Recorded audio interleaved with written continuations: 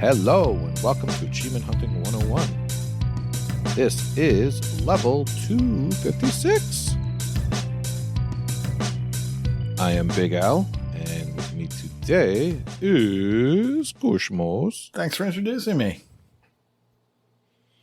You're welcome. My job here is done. Oh no, we have more people. Matrarch. Hello. I guess thanks for introducing me too. I guess you're welcome. And last but not least, filling in for Fufu Cuddly Poof, who's probably watching like Guardians 3 again on tape delay, is Wildwest. Hello. No introduction needed. Whoa. But I already introduced you. Oh. If I messed up this early, I guess I just have to go. This isn't fair. This stuff will actually get edited out this time. That's no good. Edit while we tape. Oh, edit live? All right, let's see. Scissor, glue. Yeah, I don't know. Do any of this stuff. Save that for the pros.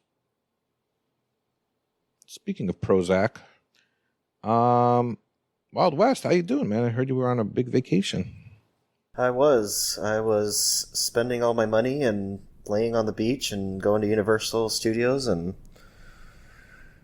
came back, and now I need to work like, I don't know, whatever you want to call it, like whatever it is, and get all that money back, because that was, as you said, with 10 daughters needing stuff, I had to go out and get a bunch of stuff. So no, it was a lot of fun.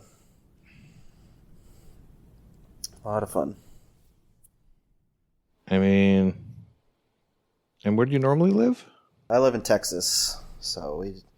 Okay, and the beaches there are different than the ones in Florida? They are. No one really sings about Texas beaches, so we go to Florida. Hear about people singing about California beaches and Florida beaches for a reason, so... Really? Yeah. We went to Clearwater Beach for a couple days, and that was really, really fun. I'd recommend that for anybody that's looking for a nice family-friendly beach. And then went to Legoland and Universal Studios and drank a bunch of butter beer. And oh, nice. So got the good stuff right from the stores. Clearwater, Florida. I don't think anyone would go if it was called like Muddy Water, but I don't know if that's a misnomer or not. It's true, but it's not muddy water anyways. The beach is clear, so... That's beautiful. Oh, yeah? Yeah. So did you come back sandy? I did. Are you? Yeah. I did. Which, when you're a parent, it's not fun to get sand out of stuff. Yeah. All right, well. Thank you for joining us this week. And the question this week, something that was your brainchild. Did you want to read it for us? Yeah. So as y'all know, I'm a big Alan Wake fan. And with the new game that's coming out, I know there have been kind of some rumblings from the gameplay they've shown and the CGI trailer they showed that you might be playing as another detective for part of the game. I've heard rumors it's up to maybe 50%. So I was talking with Elle about this, and I said, with Alan Wake on the horizon, the game has you playing as a different character. Does that make you more or less excited for a beloved sequel if too much has changed from the original? And what sequels have you excitedly tried or actively avoided because too much was different from the original? Wow. That is a good question. So, yeah, I was kind of interested to hear what people have to say about that. Okay, well, I'll let you sit on... we'll sit on some Alan Wake talk for a minute. Okay. And we'll go to some patron responses. Michelle, would you like to read the first couple? Sure, I'll start off here. So I'm going to start by reading Mental Knight's answer because I'm not sure I quite understand it, but maybe one of you folks can enlighten me. I'm sure I bought it, but I don't think I ever bothered with Onimusha 3. Wasn't tempted by the ability to play as Jean Reno. Bizarre decision to capture the European market. So,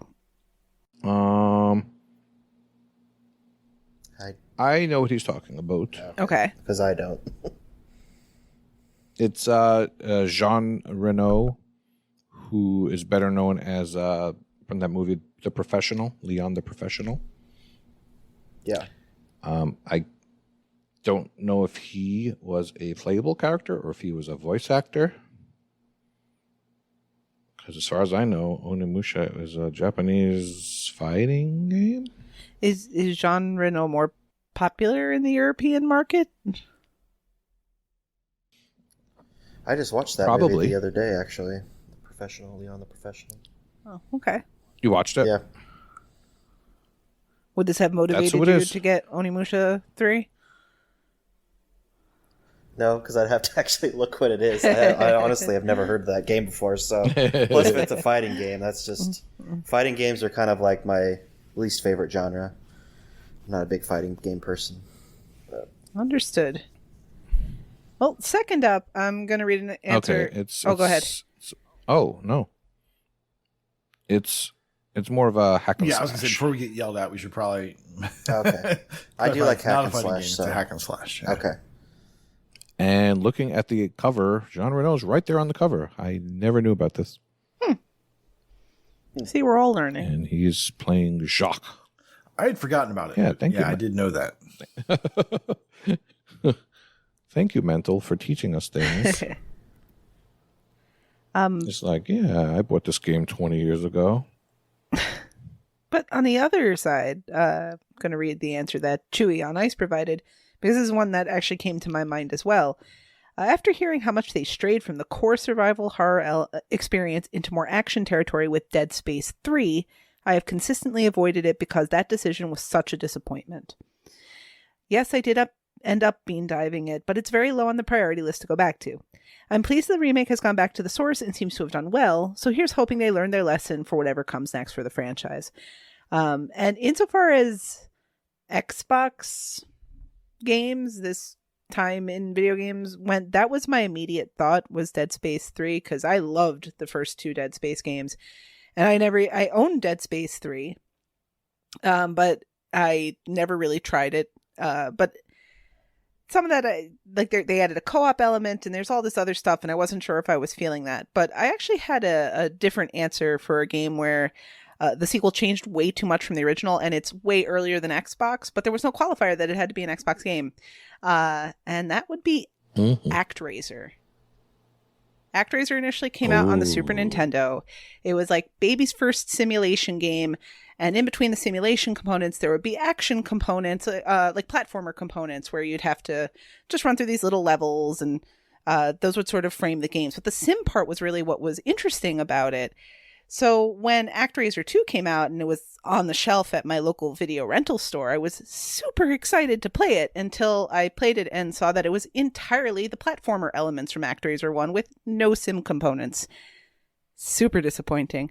Now that said, the platforming isn't terrible in ActRaiser 2. It's a competent platformer. But man, that just was not what I wanted when I was anticipating another ActRaiser. So that would be my answer to your question. Man, that's a good answer, Michelle. Thank you. And ActRaiser 2 was also very hard. Yes, it was. Compared to the first one. It was. And it has been released somewhat recently-ish on the Switch. I believe there was an ActRaiser remake or remastered or something like that had been released. Yeah. But man, the game really, the sim components were really what was so fun about it. The whole sequel was just like, nah, they didn't need that part. Nope.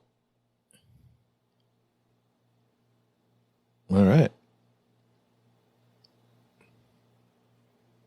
I'm going to go next and read an answer from Hawkeye Barry. If I really liked the original, I'm going to play the sequel no matter what. If a change was made that I didn't like, it might not cause me to buy it day one, but I'll still play it. The game that comes to mind the most is The Legend of Zelda Wind Waker. I hated the art style, turned me off in every way. Eventually bought and played the game. It was fine, but still hated the look. All right, that's an interesting one. That was a really common... the art style of that game for new... Yeah, that was really common feeling about that game when the first screenshots came out. Zelda and... I feel like that game is one that people have warmed up to with time. But I remember there being a lot of pushback initially. Yeah, it was cel-shaded, and I think that was a big thing at the time. Jet Grind Radio had that graphic style. I'm trying to remember some others, but I think it was the new hotness. Mm-hmm. By the time Borderlands did it, was kind of old hat already.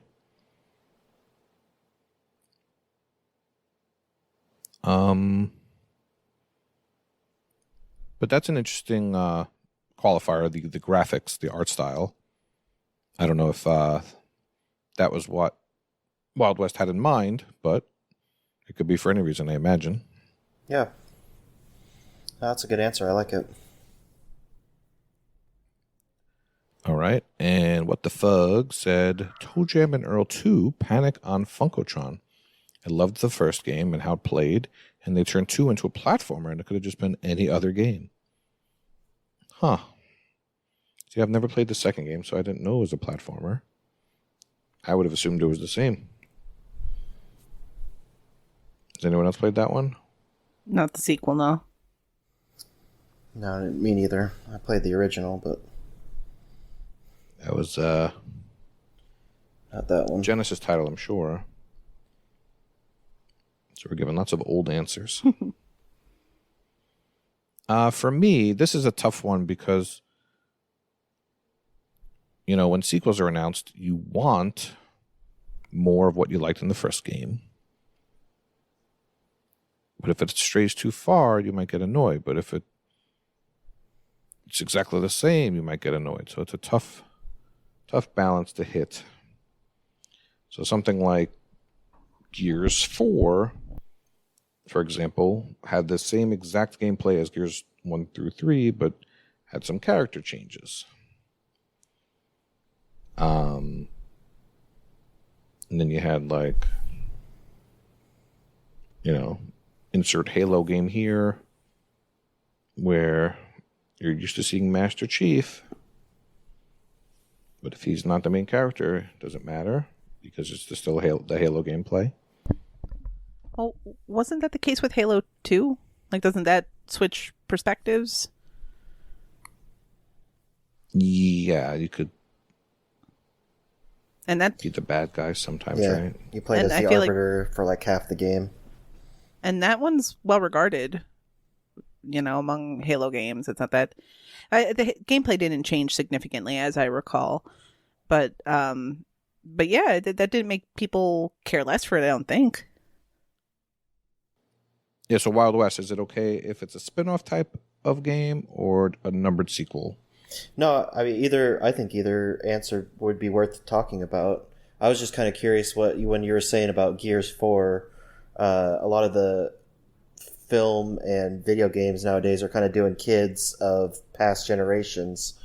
If you like that, if you think it brings something good to the newer games, or if you just like to play as the older characters that you've been playing with the whole time. For me, I thought it was fine. You had a trilogy with the same people, and then you had Judgment, which took that in a different direction. So yeah, I was glad to see some different characters in 4 and keep the core gameplay the same. So for me, I'm cool with it. I think with Gears, though, I feel like with Gears 4, the best part of the game, in my opinion, was Chapter 5 when you were back with your old crew. It really took until Gears 5 until those new characters really felt like they came into their own, which is just a storytelling thing, right? The first is always a bunch of setup, and then you finally get into it. So I don't remember if you had kind of the same takeaway, Elle, but I seem to remember the takeaway from the first was, well, it was more of the same with new characters who were less interesting, but it got good at the end when the more interesting characters we liked were around. But that 5 definitely was able to shed that because, again, the characters really became their own deal. It took a bit.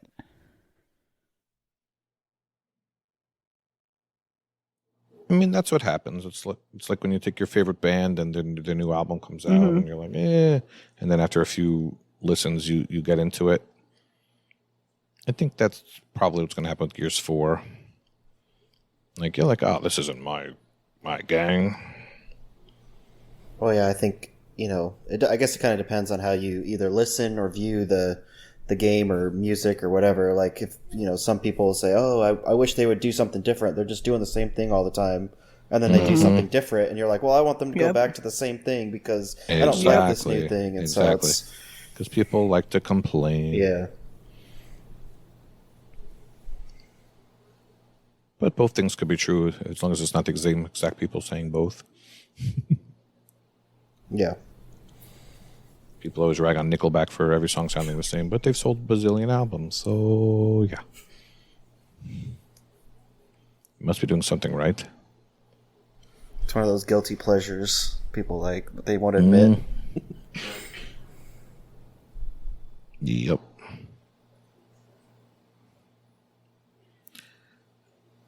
All right, Koosh, your turn. Oh, thank you. X the Hero says, I know I'll love it once I finally play it, but I've avoided Final Fantasy XV because of the bros go on a vacation plotline.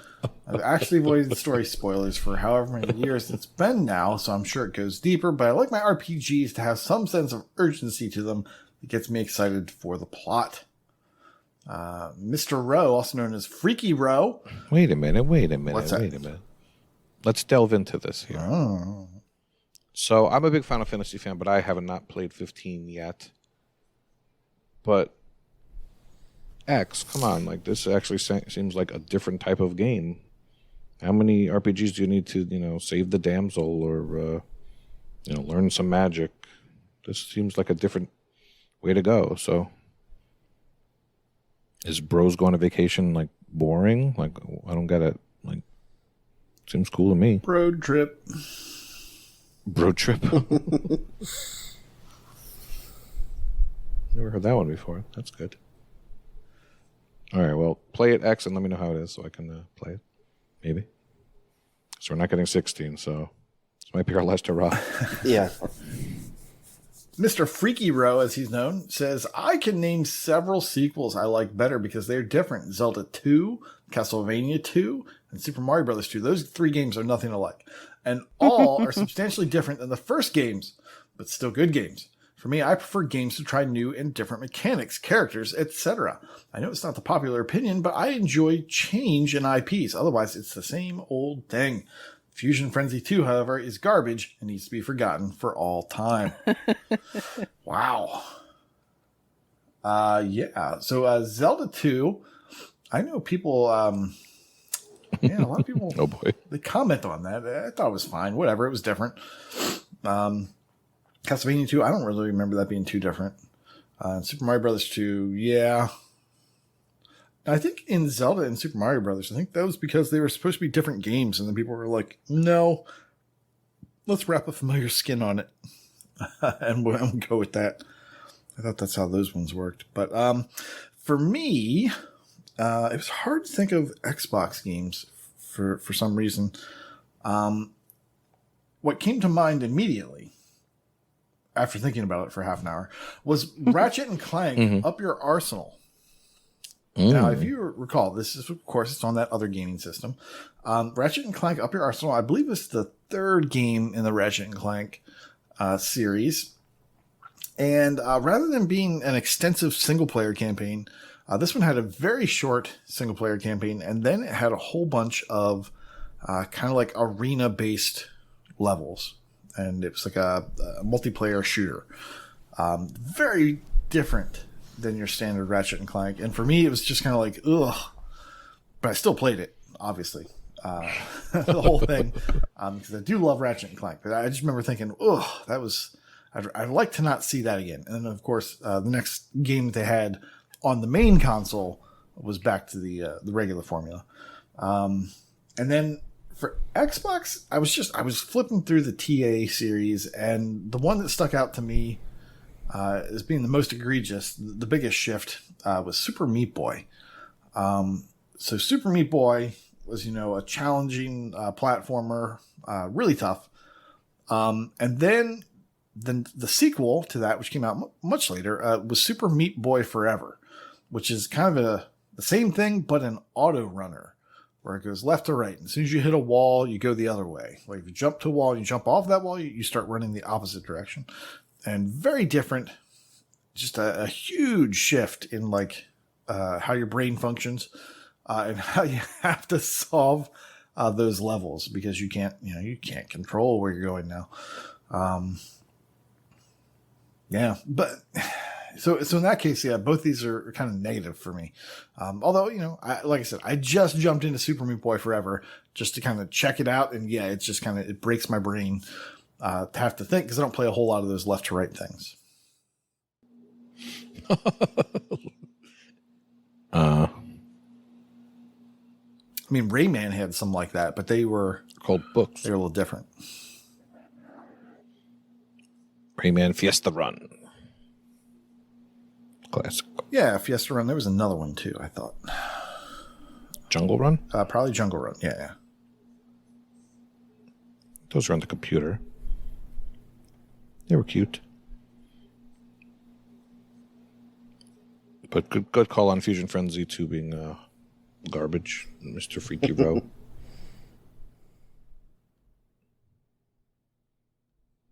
All right, Wild West, your turn. Yeah, so MDP73 says Metal Gear Solid 2 is probably my most played game of all time. A lot of people didn't like that you played the majority of the campaign as Raiden and not as Snake, but I loved it. It's funny because I played Metal Gear Solid 2 a ton, but I've yet to finish the campaign in Metal Gear Solid 3 because they changed too much and I can never get into it. Is there anybody here? I'm not a big Metal Gear fan, but I played the free one, but that's about it. I played both those games. Those are Go ahead. movies, but go ahead, Michelle. Well, I think it's been so long since I've played Metal Gear Solid 1 or 2. But I definitely have more solid memories of Metal Gear Solid 1. And I think some of it came down to Snake and Raiden play differently. So they feel different mechanically, if I recall correctly. But again, it's been a long time since I played them. But I enjoyed them both. I played the third one as well, and I didn't like it quite as much. But I thought they were both good. But the character of Raiden was pretty unlikable for some folks. And some of that's just kind of presentation. Like I seem to remember where Snake was like, this kind of cool, and he's got this like gravelly voice of a hardened agent or whatever. Raiden was this sort of like whiny teenager type character in a lot of his presentation, and I think that turned people off as much as anything. But this is totally me scraping memories from over 20 years ago. I not 100% for sure, so I look forward to seeing people correct me in Discord when this releases. Yeah, I don't really have a lot of experience with I know the game, I know a lot of people like it, but I couldn't really tell you if there was a tonal shift between 2 and 3 at all, if people liked it or didn't. Westlander Joe says, to me, if they can still draw me in with an inspiring narrative, I don't typically care too much what I'm playing as. Last of Us 2 was a game where I kind of felt like I wasn't playing as the character from the first game as much, because they have a long stretch in the middle as another character, but overall they still provided an interesting narrative and arc for each character you play, and it won me over for that. So it can be done well, and I'm not worried about Alan Wake 2, because if any game should be about the story, it's Alan Wake. Mm-hmm. Well said. Because the gameplay sucks. Well... Can't. I want to hear Wild West really defend it. Come on, buddy. Well, I'm not going to say it's the best gameplay ever, but I like the game a lot. Everything's subjective. You don't like it? That's fine. We can kick you off the podcast right now and talk about Alan Wake for the next hour. Goodness. No. Thank goodness. There's sandwiches to be had. I don't have a lot of experience with Last of Us 2. I have both those games, but I haven't set up my PlayStation in the new house yet, so I haven't played them, so I don't really know much about it. I watched the first season of the show and I liked it, so I'm excited for where they go with that. But that's about as much. Your fake alt tag that. I mean, my daughter's tag. Yes. So yeah, I mean, initially my thought for Trophies. this was for Alan Wake 2. I was kind of surprised, given the ending of Alan Wake 1, that people were kind of not happy that you might not play as much on Alan Wake, or as Alan Wake in number 2, just because of the way the story ended. I mean, you kind of have to, especially, and then it even goes further with the DLC and Control, that you know that Alan Wake's in trouble, and so I'm excited to see kind of how they bring it together. I really liked the first game quite a bit. The other game that I had thought of that Elle mentioned earlier a little bit was Halo 5. I know that gets kind of a bad rap, because you play as Jameson Locke in there, and I think people knew they were going to be playing as Locke, but when you got to the actual game, it was quite different from what kind of was portrayed beforehand to what you actually did. And so people were like, okay, well, you're only playing as Master Chief for, I don't know, 30-40% of the game, and they thought it'd be more than that, and which I can understand. I thought it brought an interesting perspective to it, instead of just, okay, this is Halo 5, you've been playing as Master Chief for 4 games now, let's try something a little different. But it didn't go over well. Another game that came to mind as well for me was Red Dead Redemption.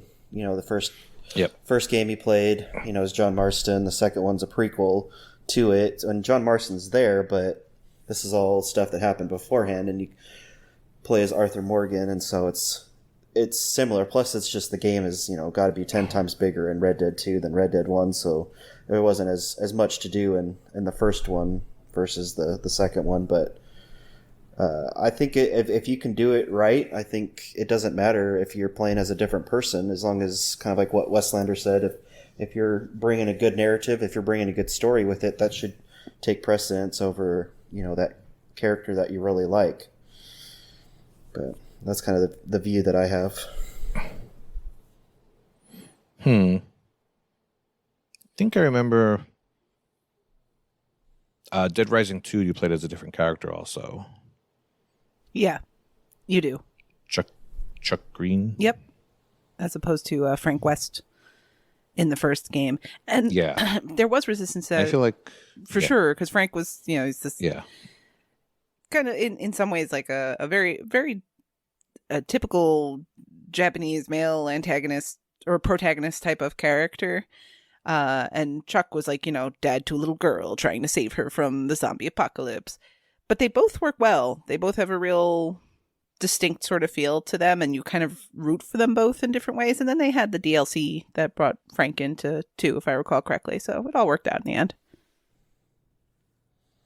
Yeah, and I would think, you know, one of the biggest games on the planet every couple of years is Assassin's Creed, and they bring in different characters each time, and the overarching narrative is kind of similar, other than, you know, when they did that kind of reboot about 10 years ago with Origins. But, you know, they bring in the characters, they bring in different characters, different environments, and, you know, for the most part, people seem to enjoy exploring different areas of that, so...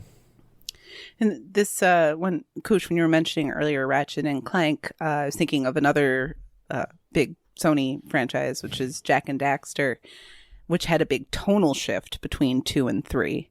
So the gameplay was similar, but in the first 2, you know, Jak's a silent character, and it's all very, you know, there's a story going on, but it's pretty lighthearted. And then in the third game, like, Daxter starts to talk, and it gets dark, and he's like angsty. Or like the Prince of Persia games that came out in the Xbox 360 generation, the first one that came out, where he was basically kind of like Prince of Persia meets Aladdin. And then in later ones where it was a much, you know, darker, more lone wolf type. And it's in the context of this discussion, like, you don't know a tonal shift like that is coming necessarily until you're in the game. But I remember, like, I distinctly remember that about both of those games, that tonal shift. And I remember in both cases being like, oh, I missed the happier version. Like, this is too much. I play games for escapism, and I have a limited bandwidth for stuff that gets too dark.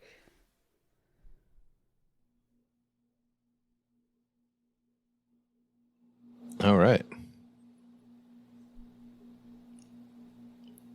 Any other answers anyone could think of before we wrap this up?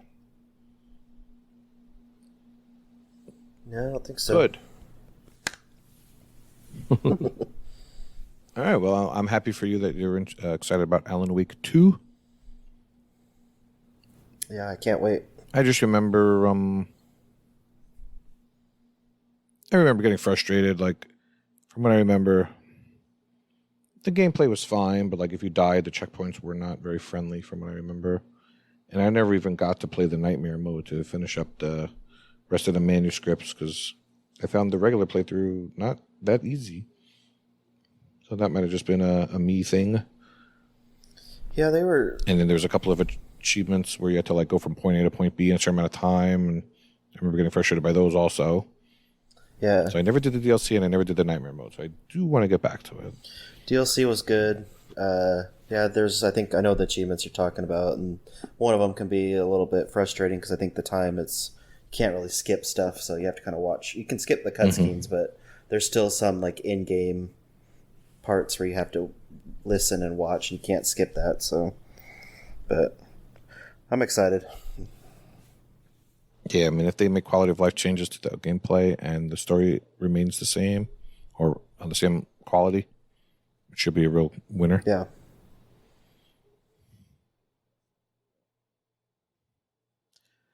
All right. I wanted to quickly go over a news item that is good news for once, and it's achievement related. And this is for Gears of War 3 and Gears of War Judgment. A couple of discontinued achievements are now available. And this is the Socialite achievement in Gears of War 3 and the Golden Artifacts achievement from Gears of War Judgment. Now, I believe in Gears of War 3, they're just going to make it so everybody gets 29 of 30 event ribbons, and then if you play the current event, you should get Socialite. So I would jump on that now. And then they brought the map back in rotation for Forces of Nature. You have to have a gold primary weapon and secondary weapon and skin. And you need to find a full team of those same people. So we should probably open up something in general boosting, maybe a Gears thread real quick. And that would be a cool one to get because I don't have that one. And I know a lot of people that don't have that one. And I know there's a way to get the gold stuff quicker. You get those through loot boxes. And I believe if you have the disc and you clear the cache and don't play with any updates, you can do that quicker. That's all in the solution on TA. But there's also a way to do it a different way also if you don't want to mess with that or if you don't have the disc. But just the fact that this is not Gears 4 and Gears 5. This is the Xbox 360 games they are still fixing. And Gears of War 3 also, they increased your XP rate also. And that's pretty crazy to do all these years later. So thank you, Coalition. Yeah, I know in past games they'd usually do that right before the new one came out, just to get everyone, let everyone get whatever they wanted to get before the new one. So I'm surprised it took so long to do that. I mean, generally speaking, you forget about the old stuff, but I mean, I actually still need those in Gears 3, the re-ups. Yeah, me too. So they didn't say how what the XP boost is. They just said it's increased. Yeah, I'd have to look at that because I need the same thing. Yeah. But yeah, it's just nice to get some good news every now and again instead of just the server closures. All right, to the game showcase. We will start with Kooshmoose. Alrighty. I'm going to talk about a game that's not in Game Pass. I doubt you guys have ever heard of it. It's called Fire Girl Hack and Splash Rescue DX, as opposed to the non-DX version. Oh. So Hack and Splash. That's clever. Hack and Splash. Because that's what you do. You play as a fire girl, and you have an axe, and you have a hose, like a portable backpack type thing. And it's listed as action adventure on TA. I would like to file a complaint and a change.org petition to get this changed to roguelite. Because this game actually plays like a roguelite. As you go through these randomly generated levels, you earn money for completing the job and rescuing any number of people that might be trapped in the building. It starts out basic, and the game gets harder and harder. They add more and more enemy types, and just the length of the level increases as the game goes on. If you don't complete the level successfully, if you die or run out of water and then die, you will be charged, number one, for going to the hospital, so that you'll have some money deducted from your account for that. And you'll get a little bit of money for completing. But so you could go negative if you don't do very well. But like I said, it starts out pretty easy. You're going to be able to complete the levels. You can then spend that cash that you get on a number of upgrades. And as you're rescuing some of these people, some of them will come work for you at the fire station, provided you have enough money to hire them one time. Because that's how hiring works. You pay someone one time, and they work for you forever. So yeah, you can get a publicist, and that publicist will work on your online profile, your social profile, and they will get you more followers, but they'll also get you a better percentage reward based on the number of followers. So I think for every person you rescue that comes to work for you, I think you can change you can do like 2 different types of boosts. You can, in one case for this publicist, it's, I get more, followers for rescues. And then I get a higher percentage reward for the number of rescuers I have. So those are the 2 things you can pay for.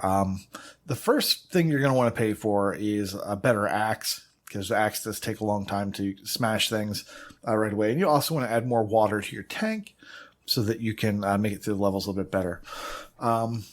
I would recommend that you work on your axe and your water first, and then you go to that publicist, because that's how you're going to make all your money, and that's how you're going to make the game go by quickly. TA says it's a 5 to 6 hour estimate. It took me 5.5 hours, so they pretty much nailed it, for me, at least. Nice. While you're playing, like I said, it's randomly generated. It's got this weird kind of... it's a side to side, but they kind of change the angle just a little bit. It's almost like you're wearing 3D glasses when you're watching this character run across the screen and do things. It's not as much fun, arcadey fun as I was hoping when I first got this game, but I just kind of stuck with it. It wasn't the best action, but I couldn't stop playing it. I couldn't stop just going back and just doing one more, just to kind of get those little upgrades and make it through. The achievements, let's see, there are 21 of them, and they are for a little bit of progression, doing certain things like rescuing a pet without taking damage, or doing an entire mission without taking damage, breaking 50 objects in one single mission. So, kind of situational based things. And they may not be possible due to the random nature of the levels, the way they're stitched together. But eventually, as your character gets stronger and stronger, it's going to be easier and easier to pull off those ones that might seem difficult at first. There are also achievements for finding specific cats. Now, these cats are random to show up in certain levels or level types. They won't always be on a level. You kind of have to keep an eye out for them. By the end of the game, I had only found one of the 3 or 4 cats. So I had to like look up on the internet where they might be because no one else had put this into TA. So I think I was looking off of the Steam solution to figure out how to do it. And that kind of helped me. I knew what level to look for. I knew kind of like where in the level they might be. Like one cat is in like very low on some fire escapes in like a city level. And then the other cat is really high up in this hotel level. So given those kind of hints, you can find them. You just have to get the roll of the dice to come to you. But yeah, it's a roguelite. I wouldn't say action adventure. You're going to be disappointed.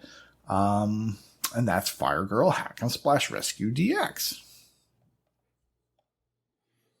All right. So I see the game doesn't even come out for 2 more days. There's already 80 people that have completed it. That can't possibly be true. I think that's no. You might want to look at game. the year it came out.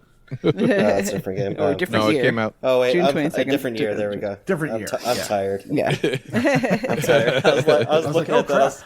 I was like, wow, it doesn't come out for 2 more days. Yeah, I was. I was mean, like- Nate is a time traveler. Yeah. I'm That is looking at true. the achievement list, and I see the most difficult achievement, or the highest ratio achievement, because the game's only tracked by 400 or so people, so the ratios probably aren't completely indicative of difficulty, is to unlock all the medals. What are the medals for? Is that, like, for hitting certain... The medals are pretty much for points the or- other achievements. There's I think there's 9 of them in total. And they kind of pick and choose from some of the other ones, like finding each cat. So each one of those cats is a medal.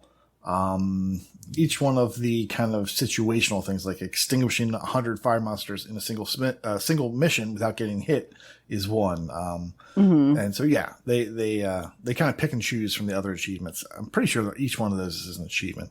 And once you get all of those, you'll unlock all the medals. Okay. And the medals give you little bonuses.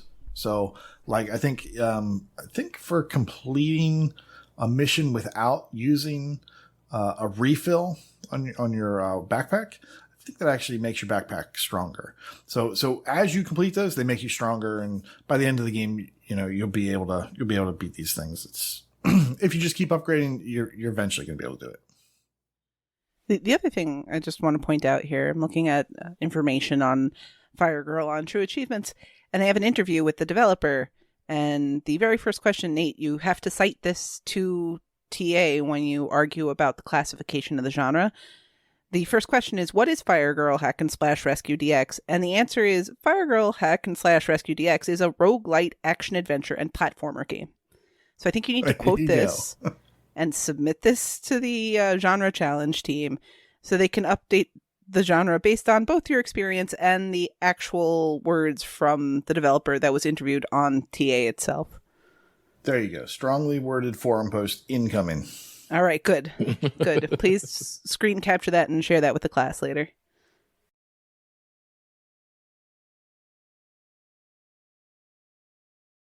Yeah, I mean, based on this title, I didn't expect too much from this, but looking at some video clips, this looks not horrible. Yeah, I mean, the art Looks style kind of sold me kinda on pretty. it, and I was like, "Ooh, this." Yeah, that's you. Yeah, I like. I mean, well, it's it's not exactly my art style, but it's close enough that I was expecting this to be the right kind of action for me. And I thought it'd be darker, but it's not. it wasn't quite what I wanted it to be, but it was good enough. And like I said, I found myself continuing to play it, even though I was like, "Oh, this isn't the best." Like, I really wish the jumping was better, and but yeah, I could not stop playing it. All right, that's good. And congrats on the completion. And there you go. Oh, I'm gonna do one last foo-foo question. $17.99 here. Yeah, don't pay that much. Looks like it's been on sale for as low as $7.19. $7.19. Is that a fair price? I think $7.19's in the ballpark. Yeah, I wouldn't be that upset if I spent, $7. Yeah, that's not too bad. I mean, people pay $5 for way shorter experience. So 7 seems fair. I mean, for that 5 is to true. 6 hours. Yeah, you could get a garbage 1,000 for less than that, and but not by much, and you'd have a better time with this, I would think.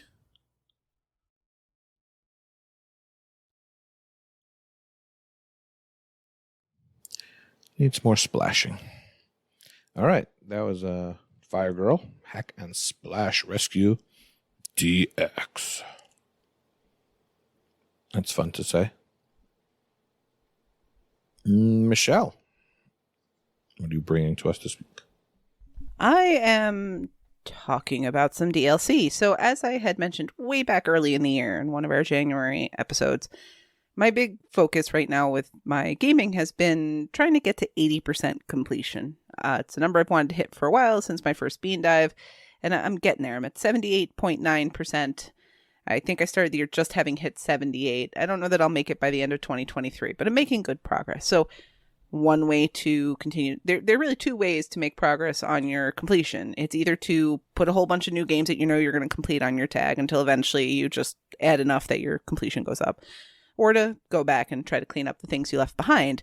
And that's mostly what I've been doing thanks to stuff that random to-do list picks for me. And one game that's come up quite a bit that I keep ignoring is Shantae Half Genie Hero. This is not the Metroidvania version. Sorry. This is the traditional platformer. And the base game is quite good. I played it, some time ago, enjoyed my time with it, but had pretty much felt like, you know what, I'm good here. I did what I'm going to do in the main game. But there are a couple different pieces of DLC. There's the Pirate Queen's Quest, the costume pack, and the Friends to the End DLC. So specifically, I'm talking about the Friends to the End DLC. But to speak about one DLC is to speak about all DLC, and therein lies the problem for the Shantae extra content. On one hand, it's interesting. So in the Pirate Queen's Quest, which I have not played yet, so this is my understanding, you take on the role of the game's antagonist, Risky Boots. In Friends to the End, which is the one I've been playing, there are 3 companions that Shantae has throughout the quest. You don't play as them in the core game, but they are present throughout the story. Bolo, Sky, and Roddy Tops. And you play as the 3 of them. And I'll get into their different mechanics in just a second. And in the costume pack DLC, Shantae has 4 different costumes, which have slightly differing effects depending on the costume. So one is a swimsuit, and in that version, you have to collect sunscreen every 10 seconds or so, or the character will start to get sunburn and lose health. There's an officer, a ninja, and I don't remember the last one offhand. Oh, pajamas. So these sound interesting on the surface, that there's all these different game types and they have slightly different mechanics. The problem is everything is based on exactly the same level designs that existed in the core game. And sometimes these new gameplay mechanics are interesting. So, for example, in the officer mode, most of the enemies are removed, and the officer, you can press the B button and it'll make platforms appear or disappear. That's okay. But others are less so. So, like the sunburn mode, where, you're already dealing with all the platforms, you have a limited amount of life, and oh no, you couldn't get to the sunblock. The DLC is okay in that it is functional, it's decent platforming, but it's kind of lazy.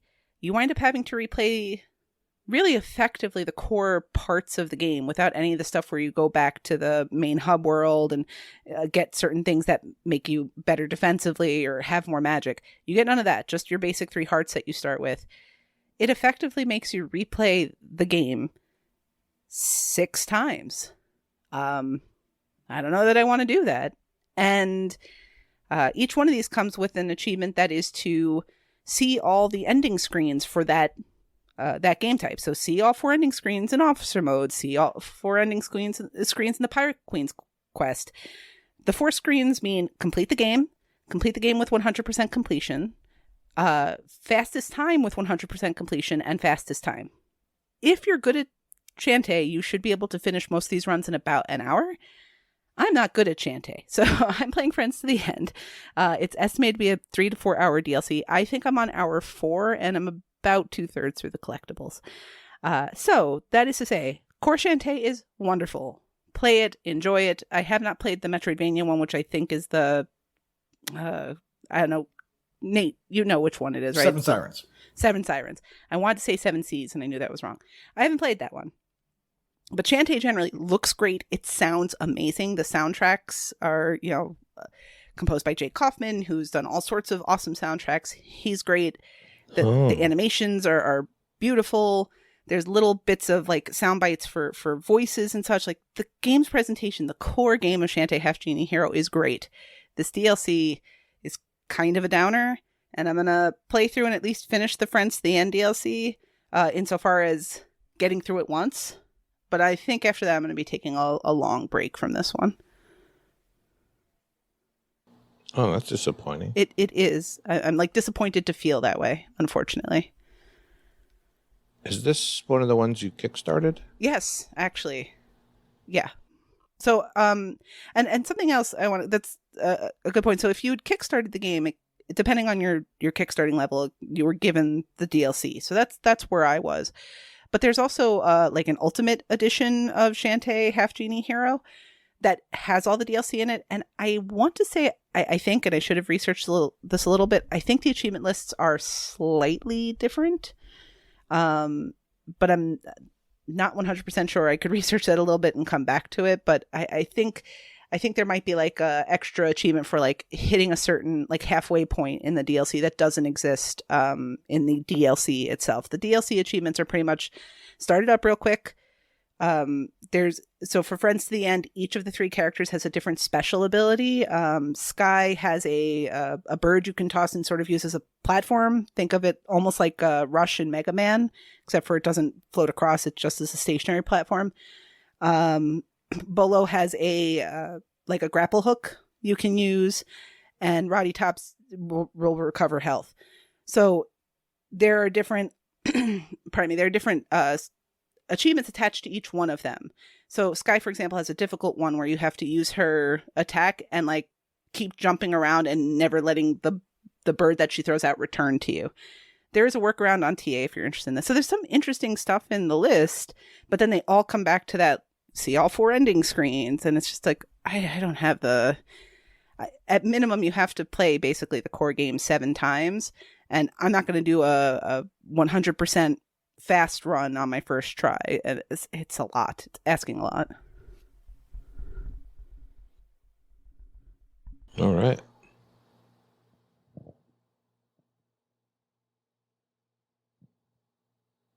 All right, that was Shantae Half Genie Hero, Friends to the End DLC talk.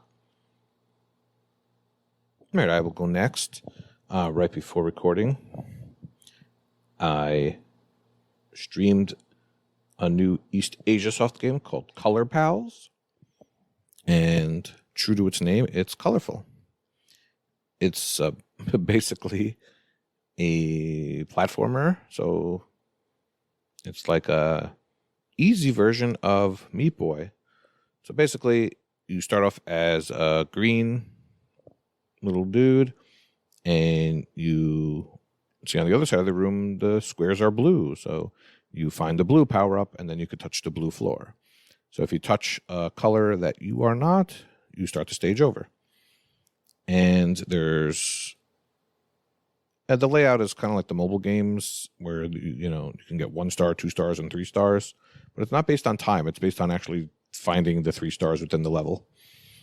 And I went through the first 19 or so levels, and I managed to get the 3 stars in all of them. And you don't even need to get all of them for the achievements. You just have to beat the level. So I probably went above and beyond, but that's no fun to just get one and get out. Get all of them. But this is a game that came out recently and already has 2,000 gamer score. And the achievements are just to beat, the first ones came rapid fire. It was beat levels 1, 2, and then 4, 6, 8, 10.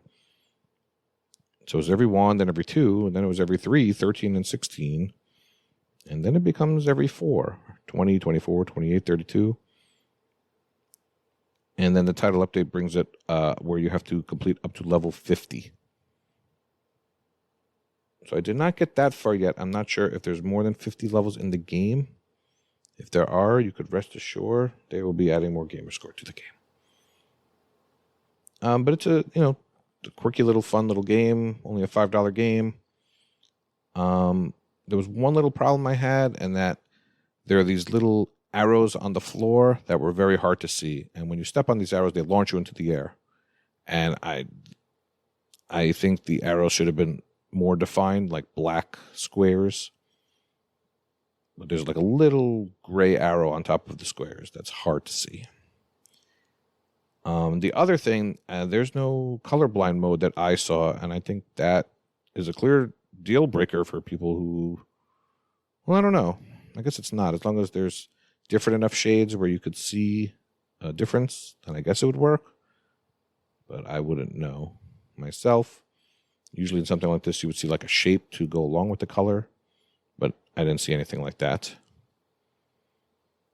And then also when I was streaming, usually I like to turn the music down, but when you go to music, the options are on or off. That's it. There's no toggling any volume for it, so that was disappointing. So I just had to turn that off.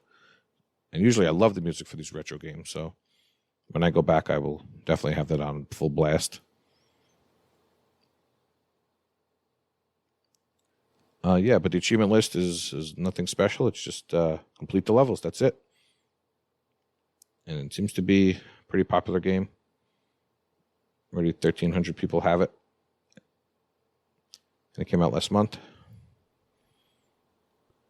So I know. So yeah, if you want to, if it was only 1,000 gamer score, yeah. Like I know maybe 2,000. It can't be people will be into this. Too difficult, right? Because obviously you're playing through it. But with Meat Boy style games, controls are important, right? They have to feel kind of crispy, or crisp, so that you're not taking a bunch of cheap deaths. Was all that good, or is the gameplay just like not expansive enough where that's even an issue? Good question. It was a little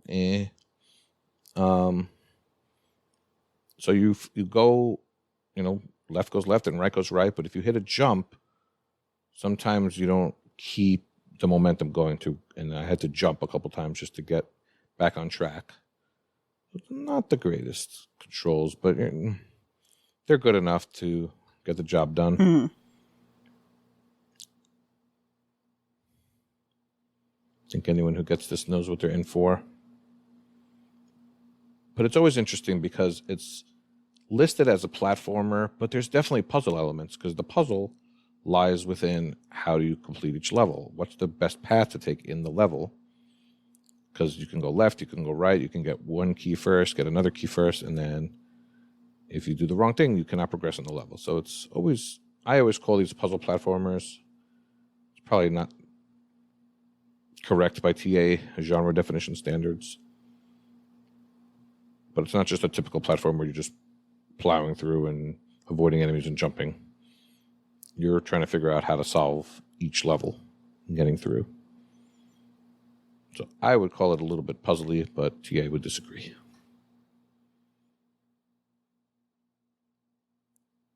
All right, that's Color Pals.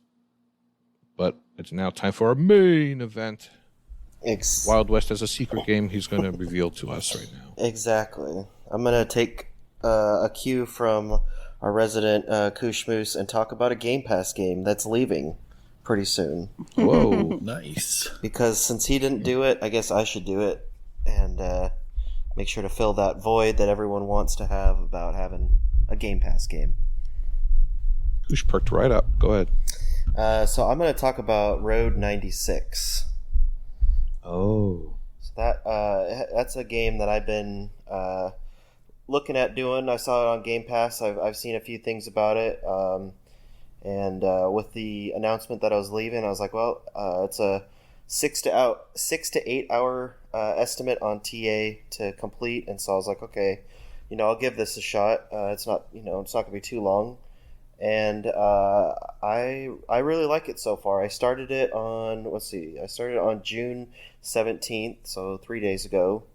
And I've kind of just played a couple hours each day so far. the basics. So it's an adventure game according to TA, and I would call it that. It's how would you describe it? It's kind of like a movie, walking sim with point and click aspects of it. So the basis is kind of like you're in a dystopia, or I guess they call it a totalitarian universe. Whoa. Oh, go ahead. No. Oh, so you're kind of in a totalitarian world, and a bunch of teenagers are missing, and each story is kind of like an episode of it. The stories have about, I'm trying to think, I think it's 3 or 4 scenes per story per teenager, and eventually all routes lead to Road 96. And then you choose how you're going to cross out of this totalitarian government area, and once you cross out, that teenager story's done, and it goes to the main menu, and you can continue your game, and you'll start as another teenager, and you'll have completely different scenes for the next game. So each one has different scenes that are named after song titles. Like they have one called "Beat It" for Michael Jackson. What's another one that I've had? They've had I can't. Nothing else comes to mind. But they've just all their scenes are named after songs, pretty famous songs. Throughout the story, you have about 6 or 7 recurring characters that you'll meet in these scenes, and their story kind of progresses, and you learn more about them through. By the time you finish that teenager story, you'll learn 15-20% of that person's story, and then the next teenager will come along and you'll learn a little bit more about that person, so the percentage that you've learned about them will go up even more. Overall, I've really liked it. Like I said, it's been one that I've looked at even before it was put as leaving Game Pass, and so I kind of had my eye on it, and I'm glad I started it. It's not very long. I would say there is an achievement for collecting cassette tapes. I think there's like 26. Let me see what it says. Yeah, it's like 26 or 28 cassette tapes. You can get 1 or 2 per scene. That achievement actually just randomly popped for me yesterday early. I only have like 10 of them, so it just popped. But yeah, you can get like 1 or 2 per scene. And from my understanding is that if you miss one, for whatever reason, after you finish the main story, the main story's finished after. From what I've heard, the main story's finished after you do 6 teenagers. When you go to this, you can continue your game after that. From what I've read, and after that, you should be able to get a new cassette tape. The game kind of forces the ones that you've missed onto those scenes, so you shouldn't have any missables as far as cassette tapes at all.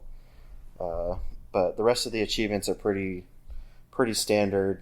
Nothing too out of the way. There is a walkthrough. I haven't really been following it, but there is a walkthrough if you need it. So that's Road 96. I've really enjoyed it. I think it's worth a try. It's normally $20. I don't think it's worth $20. I think it's maybe worth $5 or $7. So when you get to play it on Game Pass, I think it's a good deal, and it's a good game, and I would recommend it. I know you just mentioned that you haven't used the walkthrough yourself, but time is ticking on this game. Do you think it's interesting enough, like narratively, that you should make a point of playing it without the walkthrough? Because there's some people in the community that are really just looking for the completion. So would you advocate for going through and seeing actually what's happening, or it's all the same, you can just use the walkthrough and kind of speed run through it? Yeah, so I've only had I've looked at the walkthrough just to kind of see what it is, and if you're just looking for the completion, I think the person does a great job that did it, of trying to kind of corral all the information into a good site for the different scenes, because it is random. I don't know how many scenes in total there are in the game, but I've yet to repeat any scenes so far as I've gone through. I've gone through 3 teenagers, so far. So I think I'm in the middle of my fourth right now, and I haven't had a repeat scene. I just have when I get to a new scene, I'll kind of see where the tape's at, so I make sure that I don't miss it when I was looking for that achievement. Now I don't have to worry about that, so I just kind of go through, and the scenes are pretty small little areas, like an RV camp or an abandoned gas station or a fast food joint. It's just like little areas like that you'll kind of explore. You'll meet a character from one of the 6 or 7 characters in the game.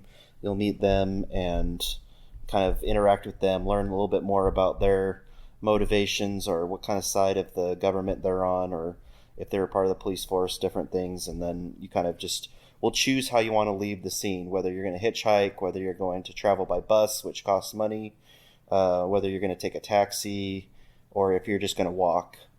And so it's just, if you're following a walkthrough, I think the walkthrough, from what I've seen so far, will help you get the completion as quick as you want and move on. And I think it'll probably take about 6 hours if you're looking for that. So you've got plenty of time to get it done before it leaves at the end of the month.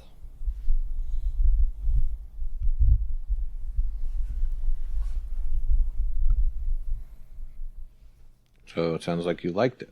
I did. I would recommend it. It's really good. It's kind of a low stress game. It's not, it's not anything fast paced. So it's a nice, if you want to, I think each story is kind of like 40-ish minutes, maybe to an hour, depending on how much you look through each scene. So, you can pop in, do a scene at, one scene a night, and you'd be done in about a week.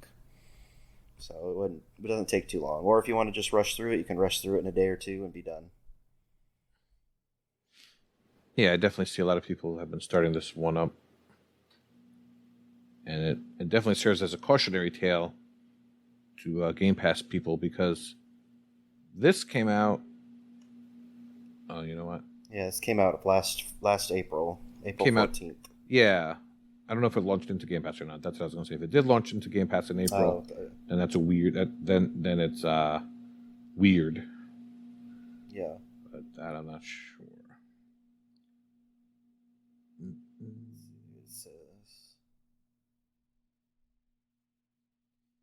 But either way, this does look pretty fun. Yeah, I mean, I think it's just a nice casual game that's easy to pick up, and nothing, like, even if you don't really care too much about what's going on in the story, you can just kind of breeze through it and take it at your own pace and finish it up quickly.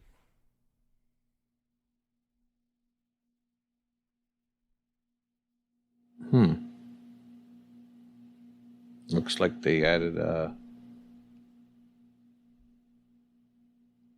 Did you talk about this prequel they added? I did see that. I don't really know much about it. I saw that when I was looking at the game on the store, the Microsoft store. I saw that there was a different edition with that on there, but I don't know much about it right now. I think they are making a sequel or something. I can't remember. Maybe it was just the prequel I'd heard. But... Yeah. This prequel came out in April called Road 96 Mile Zero. Okay. So yeah, I didn't realize this game was that popular that it warranted. Yeah, I mean, I was just trying to look and see if it went right into Game Pass. It says it's on Steam and Nintendo Switch, and that it reviewed well on both of those platforms. So okay, whatever whatever that is, but. Well, my point was that usually it's a year or 2 years or 18 months or something. Yeah. But yeah. Be on the lookout. But more on Game Pass leavings a little later.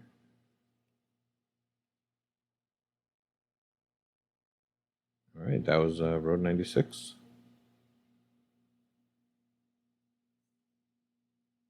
Going to a digital recycle bin near you. All right. Sales. Looks like there was a lot of sales this week. Nate, we'll start with you. Alrighty. Yeah, I would say there were a lot of indie sales too. It feels like it was an indie sale. There were a lot of smaller games, a lot of good deals to be had. And I'm not going to go over a whole ton of them. Like, I know people are probably thinking I'm going to, But you should check it out because there's a lot of stuff in there, and a lot of stuff that maybe isn't normally in there. I'm going to recommend Machinarium and Creek's Bundle. This is $6.59, down from $33. Machinarium is an adventure point-and-click 2 to 3 hour game, and Creeks is a 5 to 6 hour puzzle game. I like the art style in these. I'm pretty sure these both have walkthroughs. I know Machinarium has been out for quite some time, and Creeks, I believe, has been out for a good while. So I'm pretty sure that these would have walkthroughs on TA. If not TA, then surely Steam or some other corner of the internet. And lastly, Sea Salt. This is $3, down from $15. This is a strategy game. This was in Game Pass. I did not finish it before it left. I picked this up a while ago, I think on a similar sale. And this is a fun game where you have the option of selecting different characters for each level. And if those characters survive to the next level, they get stronger, I believe, or at least you keep them through the next level. So really it pays to keep your units alive and carry them through. And it was a fun game. I really enjoyed this, and $3 for this game, I think is a steal. What does it play like? Because I remember it leaving, and I thought about playing it, and I didn't. So I was thinking about picking it up in this sale. Like, how does it play? So your units will auto attack, but you can move them where you want them. So when a unit comes in range, they'll go ahead and attack them, and each one has different types of attacks. Some are kind of melee units. Others will cast spells.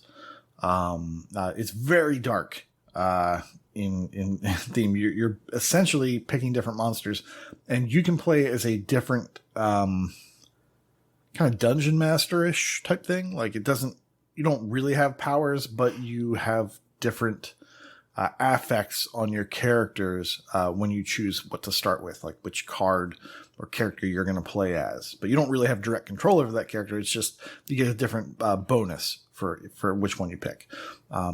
It's pretty cool. Yeah, check it out. Sea Salt. Sea Salt. All right. Also, as far as sales, yeah, I mean, if I'm suggesting it and it's a strategy game, it's got the wrong genre. It's a common theme with this episode. And on TA, as usual, there's the Easy Gamer Score article, but they had decided to have some fun with it this week. And they have the top 69 quick completions from the Xbox sale. And the comment section is pretty funny, so check that out. Of course there would be. It's like 100 people saying nice, and then one guy saying, "How come you're just going to skip through the visual novel? You should be reading it." That was my favorite comment. That Superman gif, the joke going over. Oh my god. But yeah, a lot of easy games this week. If that is your style, whatever floats your boat. All right, we have current games with gold are Adios from June 1st to June 30th, and The Veil from June 16th to July 15th. Still haven't heard anyone talk about The Veil yet. Hopefully someone comments on it soon so I know whether or not to check it out. Nate, of course, has not played it because he's busy with Game Pass leavings. So, last week we talked about the possibility of, Turtles, Shredder's Revenge, and Among Us leaving. No, they changed their minds. It's not those. It's this other group of games. But, I'll get the bad news out of the way first. Leaving Game Pass, Matchpoint Tennis Championships, Empire of Sin with the Windows stack. Previously mentioned Road 96. Amori, which is turn-based role-playing game, and I saw Woo really singing its praises today. But this is a 60 to 80-hour game, and I'm afraid no one's going to be starting this with this leaving at the end of June. But he says it's like one of the best games he's played. He gave it a 5, and he never gives anything a 5. DJ Max Respect V, which is a music game with hundreds of hours. And Olija is a 4 to 5 hour platformer. So that one and Road 96 seem to be the ones that are doable within the time frame. I was thinking about starting Alicia next after I finish Road 96. You'll have them both done with before the weekend's out, I'm sure of it. Do you want to read us the Game Pass Cummings Wild West? Yeah. So we've got Need for Speed Unbound on cloud, PC, and Xbox. That's a 40 to 50 hour game, arcade racing, the new Need for Speed game. I'll probably check that one out as long as it's nothing crazy like the previous Need for Speed games. We've got the Bookwalker on PC and Xbox, a day one game from Steam. That's an adventure game. June 27th, we've got Bramble the Mountain King on cloud, PC, and Xbox. And then we also have FIST, Forged in Shadow Torch, on cloud, PC, and Xbox. June 29th, we get Story of Seasons, Friends of Mineral Town, PC, and Xbox, with some pancakes on there. It's a stack, baby. That's a stack. Okay, I was trying to figure out what you're doing on that. Okay, Simulation and Management, 100 to 120 hours. I'm not a breakfast person. That is so. great. July 3rd, I guess we're going into July 2, you get Arcade Paradise. That's a stack as well, possibly? Maybe pancakes? Possibly. Yeah, possibly, because Arcade Paradise released on the Xbox, but there is no PC version right now. But July 3rd, there will be. So is it going to be a stack, or is it going to be just shared and all that fun stuff? We'll get to see if there's pancakes all around. Action, and that's an action game. That's 50 to 60 hours. And then the last one we have on July 3rd is Sword and Fairy Together Forever on PC and Xbox. That is an action RPG role-playing. And someone has left this nice graphic. So if you want the main story, it's 23 and a half hours. If you want the main and side quest, it's 32 hours. If you're a completionist like me, it's 35 hours. And for all styles, it's 31 hours. Whatever that means. So you get extra bonus for Sword and Fairy. Special note for Forged in Shadow Torch. That game looks awesome. Platformer, possibly Metroidvania. I know Rocker Dude and I were really excited when we first saw it, and then it was going to PlayStation only, and that was a bummer. So when this was kind of a surprise. Like, we thought it was coming to Xbox eventually, and boom, just a shadow drop day one. Awesome. Very excited for that. And Bramble the Mountain King, very cool art style, possibly a Limbo-like. So I'm very excited about that. I almost picked it up once or twice on sale. And, or was it a sale? I'm not going to go into details on that.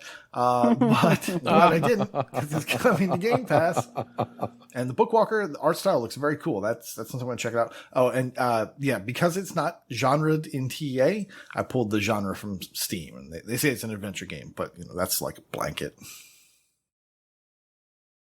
Yeah, I'm actually looking forward to Arcade Paradise. It's something I've considered, because I think the idea is like you're trying to actually build the arcade, sort of like make the arcade successful, and the arcades actually have like arcades within them, so you play the arcades and hit certain targets by doing that. Like, it sounded interesting, but I didn't want to drop the money on it, so now I can dabble in Game Pass, so that's pretty exciting. It's actually, your family owns a laundromat. And there's a tiny room in the back where there's a couple of video games, and then you start to manage that, and then you start to expand the business into an arcade. So yeah, it's kind of fun. the first part that you start doing is very interesting. You're like scraping gum off of tables and you're picking up trash and recycling. And it's just very weird. And then it goes into like this management-y, and also you get to play the video games. It's weird. That's the part weird. that's... Didn't Rocker play that one? Yep. I thought he talked about that on one episode. And that's the part that's interesting to me is I've heard those games are actually pretty good. So the management style components are fine, but the games are solid too. So sounds like a good time to me. And I do know with that game though, there's DLC. I'm not sure how that impacts the achievements, but I know there is additional content for it that's not included with the Game Pass release, I'm pretty sure. So beware of that. Yeah, it looks like 1K. It doesn't look like there's any achievements attached to it. Okay, Right now, they might just be DLC, sort of like in the framework of Game Room, where it just gives you more options of games to play for accomplishing what you need to, but they're not achievement bearing themselves. Yeah.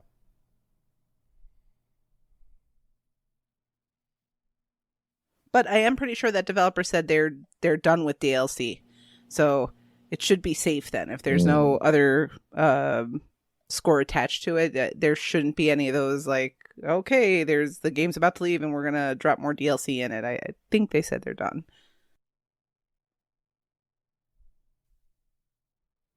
It's a good announcement. I'm really happy with this. When we saw this, just kind of blown away.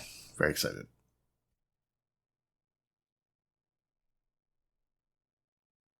All right, it's good to hear everyone's so excited.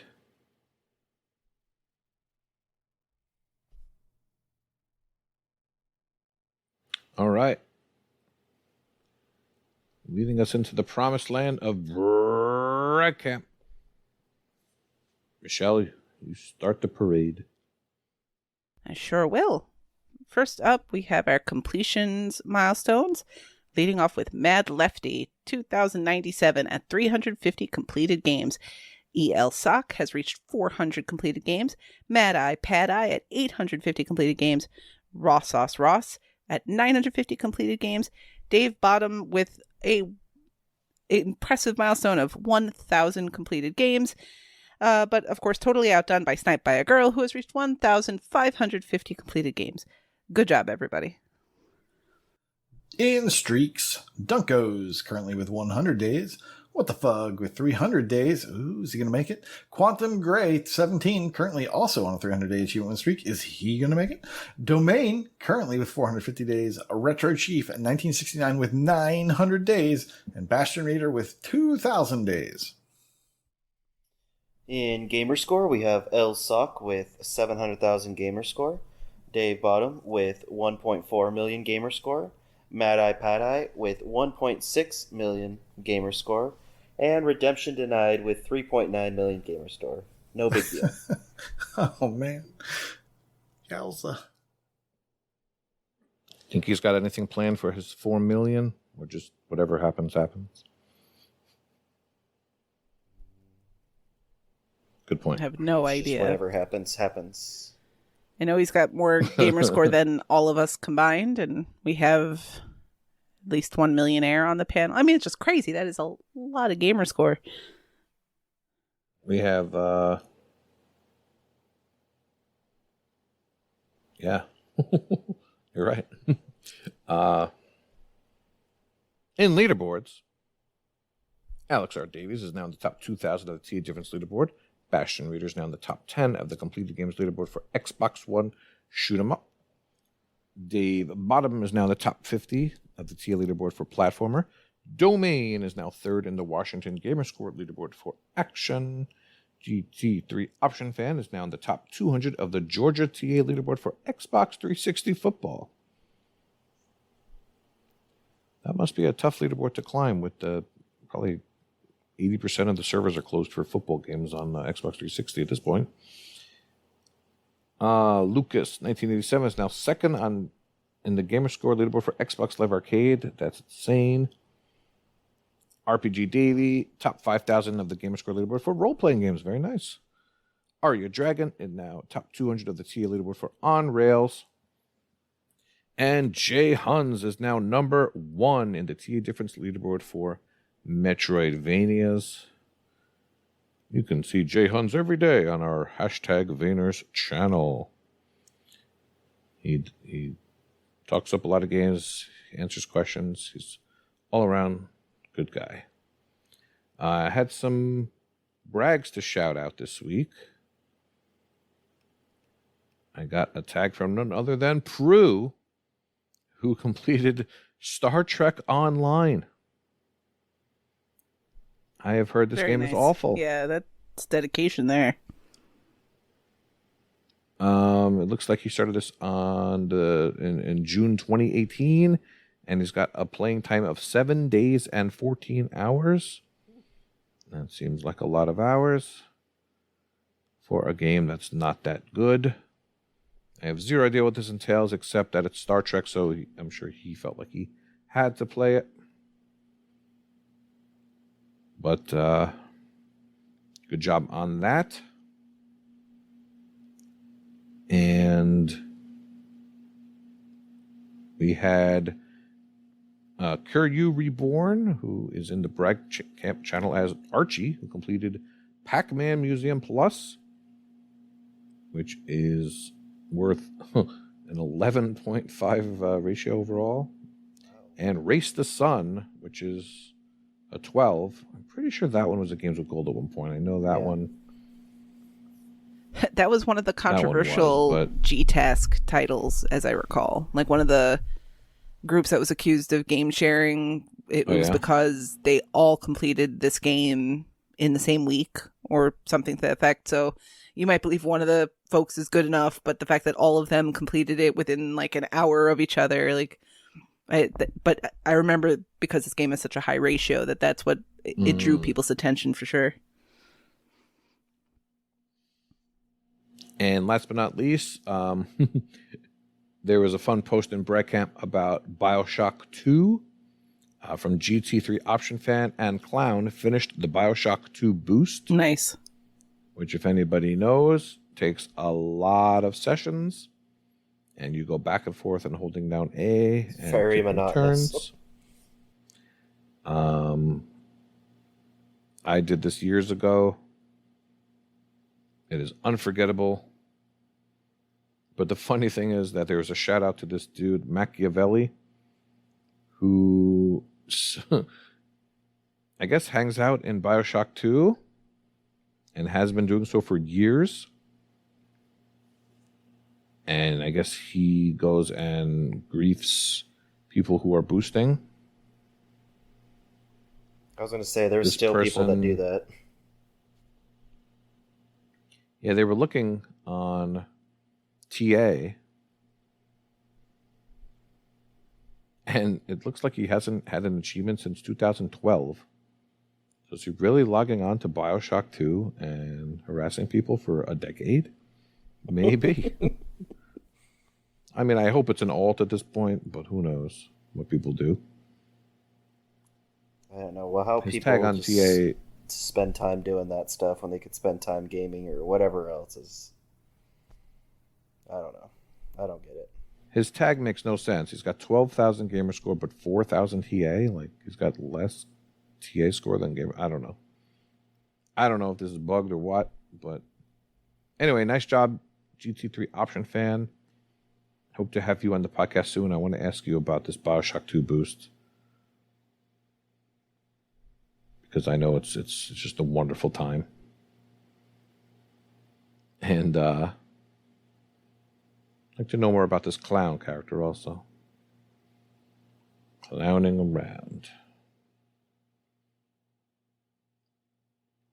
All right, that should just about do it for this week. Wild West, thank you for the last minute coming on the show again. You're always good to help us out, and we appreciate you very much. No problem. I will. And yes, I was going to say, I'm going to check the sales, and I'll see if I can send Koosh a code here soon, and we'll get another game up. Ooh. Soon. check the sales a little bit. This is his last $2 after his Universal trip. He's going to be buying a code for a lucky winner. If I only get $2 or $3, I'll just buy sea salt since Koosh recommended it. And it's $3. Yeah, and keep it for yourself. Like actual sea salt or the game, which is more valuable. All right. Well, thank you to Koosh. Thank you to Michelle. Thank you to Wild West. And, of course, thank you to our wonderful community. We didn't have a live show this month, so I think should everyone be jumping on Twitch and subbing with Prime so they don't lose their streak for June? I think everyone should do that. I'm going to go do that. And, of course, in the Discord is where we spend most of our time. Lots of contests, lots of channels, lots of fun when we're supposed to be working. It is a good time. All right. Thank you, everybody. And class is dismissed. Goodbye. Night. See ya. Job's done.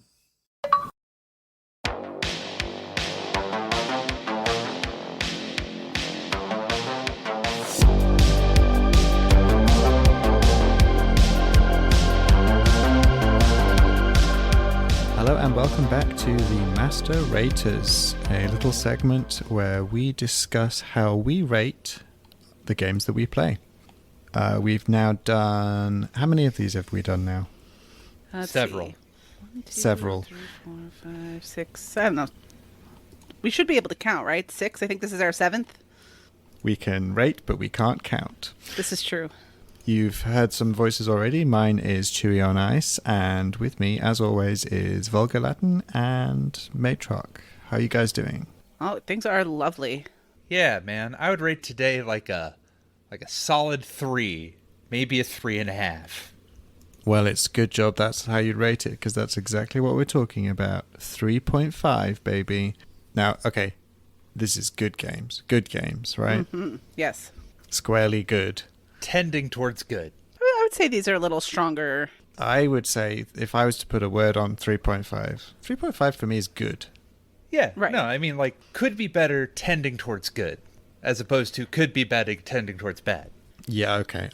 See, I think we're coming from slightly different angles, because the way that I think of a 3.5 is these are the games that begin to sort of also attract people that aren't necessarily fans of that genre, too.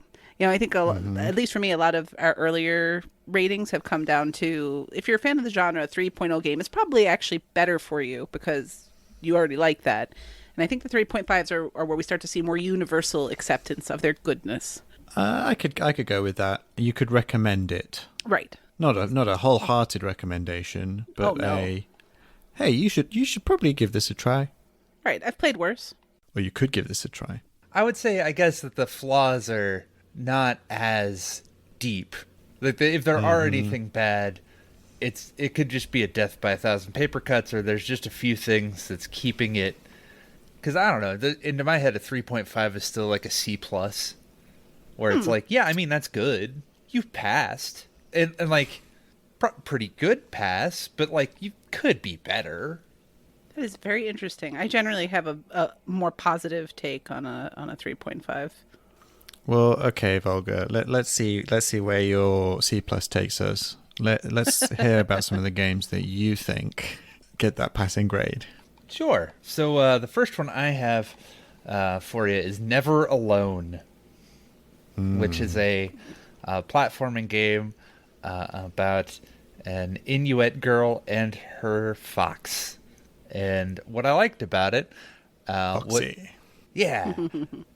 was mostly that it was made with the involvement of, and I forget that it's been a while since I've played, but the actual tribes of people, and it showed an entire side of the world and history, and it had little like segments about how they lived and what they believed and all of that, which was fascinating. And I loved learning about that and having a different perspective. And it's actually that which took it from being like a 3, because I think as a platformer, it's just sort of a ho-hum platformer. Yeah. but having something new kind of elevated the material a bit more, if that makes sense. It does, and I am familiar with this one, and I agree with it. I think I maybe rated it a bit higher, but I agree with your assessment that it's a kind of average platformer elevated by its involvement of the kind of traditional cultural kind of stuff that you wouldn't normally get. I'm gonna butcher it, Inupiaq tribes. I agree with the assessment, but because I'm totally with you. This is a game that definitely gets a bump because of that background of the game. And it's cool to see video games being used as a way to teach sort of cultural touch points. But I feel like the platforming wasn't good enough at a base level to get to a 3.5. So given that, like, do you feel like the platforming is like a 3 and you bumped up to 3.5? Like, if you were to take away that impact of the involvement of the Inupiaq tribe, how do you feel the game would be if that was not part of the package? Probably a 2.5 to a 3. Mm-hmm. Okay. If it was just girl and fox adventure. I think it had, from my memory, it had kind of a nice kind of design and like a nice aesthetic to it as well. I quite like the kind of the snowy, desolate kind of atmosphere. I think snow and wind and things played quite a big part in the kind of the gameplay and the aesthetic, and I quite like that. I seem to remember, and I'm lumping that in there as well. So I'm lumping in the aesthetic and that. I'm saying if you just took, if you reskinned it, if you took everything but just changed the skin and made it like girl and fox adventure, it wouldn't be that. I guess it would have been weird to have an Inuit game take place in like the Bahamas, palm trees. So I guess the aesthetic does come hand in hand with the kind of background. Well, I like the aesthetic too. I'm landed, I think, at about like a 3 on Never Alone, and it's mostly because I feel like the platforming is not at par. It's a little below that even. And that just might be a faulty memory thing, but I feel for a game that was very reliant on like, oh, the wind is blowing, so you're going to have to time this jump. And then you time the jump, but the kind of, I don't know if it's the right term, but like the hit boxes on where a jump would register were very wonky. It made the game kind of frustrating at times. And it definitely was rescued by all that other stuff that was present in the game. But I felt it was pretty hurt for all of that, unfortunately. So I gave it a 4. Ooh. So for me, I kind of land on the other side of that, which is that for me, I almost don't care. The gameplay to me is secondary. I think that because I'm, Mr. Story, Mr. Atmosphere, Mr. Indie game, kind of, I'm willing to give games more of a pass, I guess, on slightly wonky mechanics if I feel like they're kind of worthy of that higher rating. And that totally makes sense. So it's interesting that that's kind of where we land one side or another on that scale. And Volga's like, no, it's right in the middle. Yep. Well, and I don't know. I think at the time I was also playing probably a lot more questionable platformers, so I was willing to forgive for its platforming faults. Relative to other platformers, there's probably at least 20 that I could rattle off that are worse platformers. Well, and also this game came out, I remember this game came out early in Xbox One days, when it was what was considered kind of an easy gamer score game at the time. 3 to 4 hours, fairly easy completion, and that was kind of not like trash gamer score, just like a decent way to get fairly decent easy score.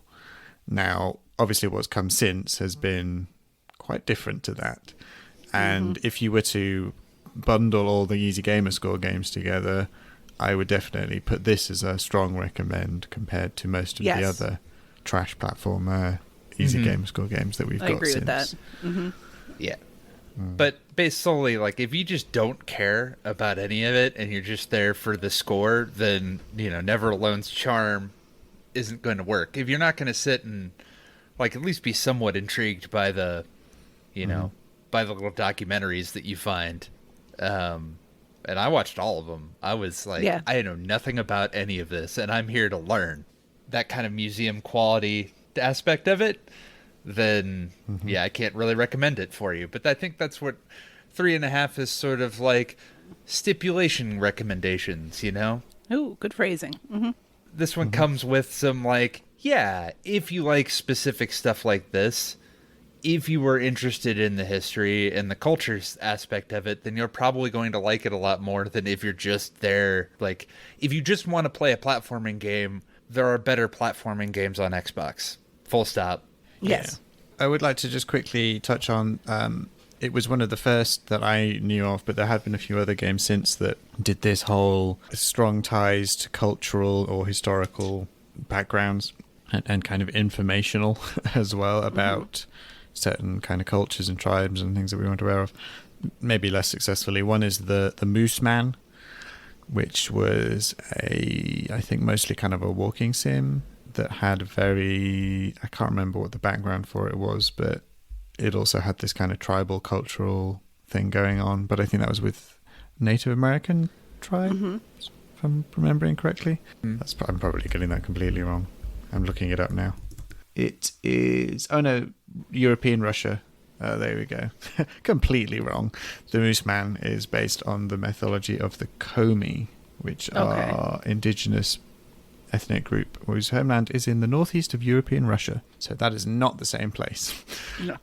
And also a weird little game, which is very, very underplayed, is called Welcome to Elk, which is a kind of a point-and-click adventure, which also is based on the true accounts and retellings of people who come from these kind of Scandi island communities, which are very isolated from the world and some of the weird stuff that happens there. So if the kind of historical cultural elements of Never Alone interested you, those two games are also kind of similar in that way. But yeah, as a game, it's fine. It's okay. The other one is Back to the Future, the game, the 30th anniversary edition, of which it's not actually 30 years old, it's just 30 for the movie. It's the Telltale game, point and click, Back to the Future, which I liked, mostly. Telltale from when Telltale was not just telling tales when they were providing gameplay. I think this was pre-Walking Dead. Yes. Yeah. Mm-hmm. Yeah, this was back when they used to do Jurassic Park, I think, was the other one, kind of contemporary. the Salmon Max games, and they also did Homestar Runner games, which never made it to console. Which is such a shame.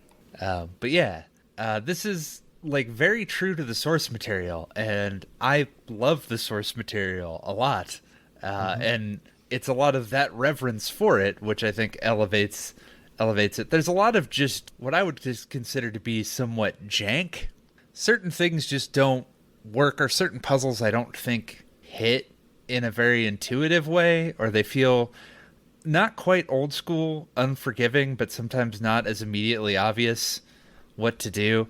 And this is another one that for achievement hunters, they're going to hate because it's just a TV tropes would probably call it like a guide dang it game, where you just have to like, oh, well, sorry, you messed up. You're going to need to do this section again for, a guide and all that. And that was really the biggest detriments to me. But like at the beginning, when you could like recreate all the parts from Back to the Future at the Twin Pines Mall, and I nailed all of it, and that was an achievement. That was great. Like I didn't even need a guide for that. Very good voice acting too. The guy that they got to be Marty, sounds very close. They got Christopher Lloyd back, Yes. so he's actually playing Doc Brown, but the Michael J. Fox alike is very decent. Although it's weird because in the last episode, Michael J. Fox is also in it. Yes, he is. Yeah. So it's like, could you not just have him be Marty? But I guess he was not in a place to do that. Well, it's a lot more of a commitment to be in one part as opposed to like Marty's part's that's a bigger part. Also, he's got to still be kind of a young voice. Doc Brown is an ageless voice, right? Christopher Lloyd can play Doc Brown now, and he probably sounds about the same. But Michael J. Fox can't quite put on the teenage voice. It's only young Doc Brown's actually played by somebody else. You meet young Doc Brown in the 19 teens, But a lot of that, like they nailed the feel of a Back to the Future point and click, and it's the most successful Back to the Future game that's ever existed.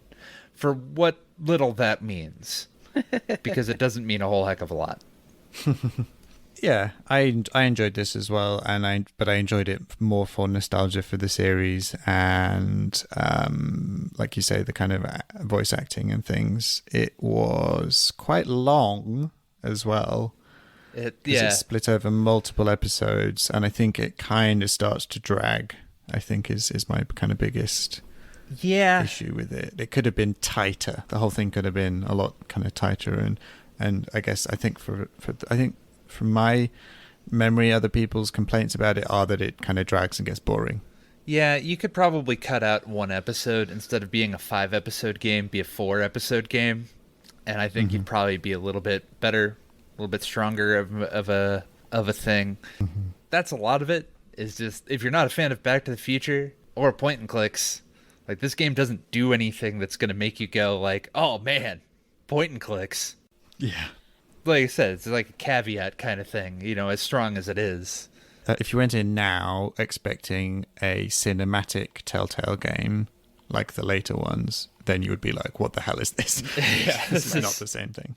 That was exactly my takeaway. So I played this in 2018, so it was after the Telltale games were, as we know them, the Walking Dead games were well established. And I just remember there being so much negative sentiment about the game. For all these reasons, because people were used to these very highly cinematic, more interactive storybooks than point-and-click adventures. And I remember, thinking to myself, I'm really enjoying this game. I don't understand why... And I do agree with the criticism that it does get it outstays its welcome by a little bit. But I enjoyed my time with it. I agree with that completely. I just think if you go into it thinking, oh, this is going to be like those Telltale games, and do we really want that sort of dark feeling from Back to the Future anyway? It's not quite the right mix. But yeah, I enjoyed it quite a bit, and I think that length of it, that feeling that it should be a little bit shorter, is probably what stops it from being a little bit higher rated, actually. Absolutely. I gave it a 3.5 too, so Yeah. I think I agree with everything that we're all saying here. Agreed. Amazing. 2 good games. Michelle, tell me about your 2 good games, goodish games. Good-ish game. So I'm going to talk about a good-ish game that I think most people will agree with first as being a good-ish game, and that's Yoku's Island Express. Yoku's Island Express is a Metroidvania-style game. You play as this bug-like creature. I don't remember if it was a snail or not, but you're a postman, essentially, and you're trying to get around the island delivering letters, and there's a pinball mechanic, and that's what really sets us apart from other Metroidvanias. So I think this is an example. I like this whole idea that you've kind of coined here, Devin, as like a stipulation deal, where that's what pushes it above. Because if you just take Yoku's Island Express as it is, it's 12 to 15 hours. It's pretty standard exploration. The platforming is solid. It's not super exceptional. But this extra bit about the pinball actually really sets it apart and makes it feel like something different. I think, maybe if it had 1 or 2 other elements that felt more different or revolutionary things, maybe I'd even pull it a little higher, because I actually have a really good sentiment about the game. Yeah, it's a great little package, and again, that's something different to experience. But there are people who the pinball mechanic is distracting, or they don't like it. It's just something they don't want to experience in their Metroidvania-style game. I just didn't want to experience a Metroidvania in my pinball game. It's not exactly peanut butter and chocolate.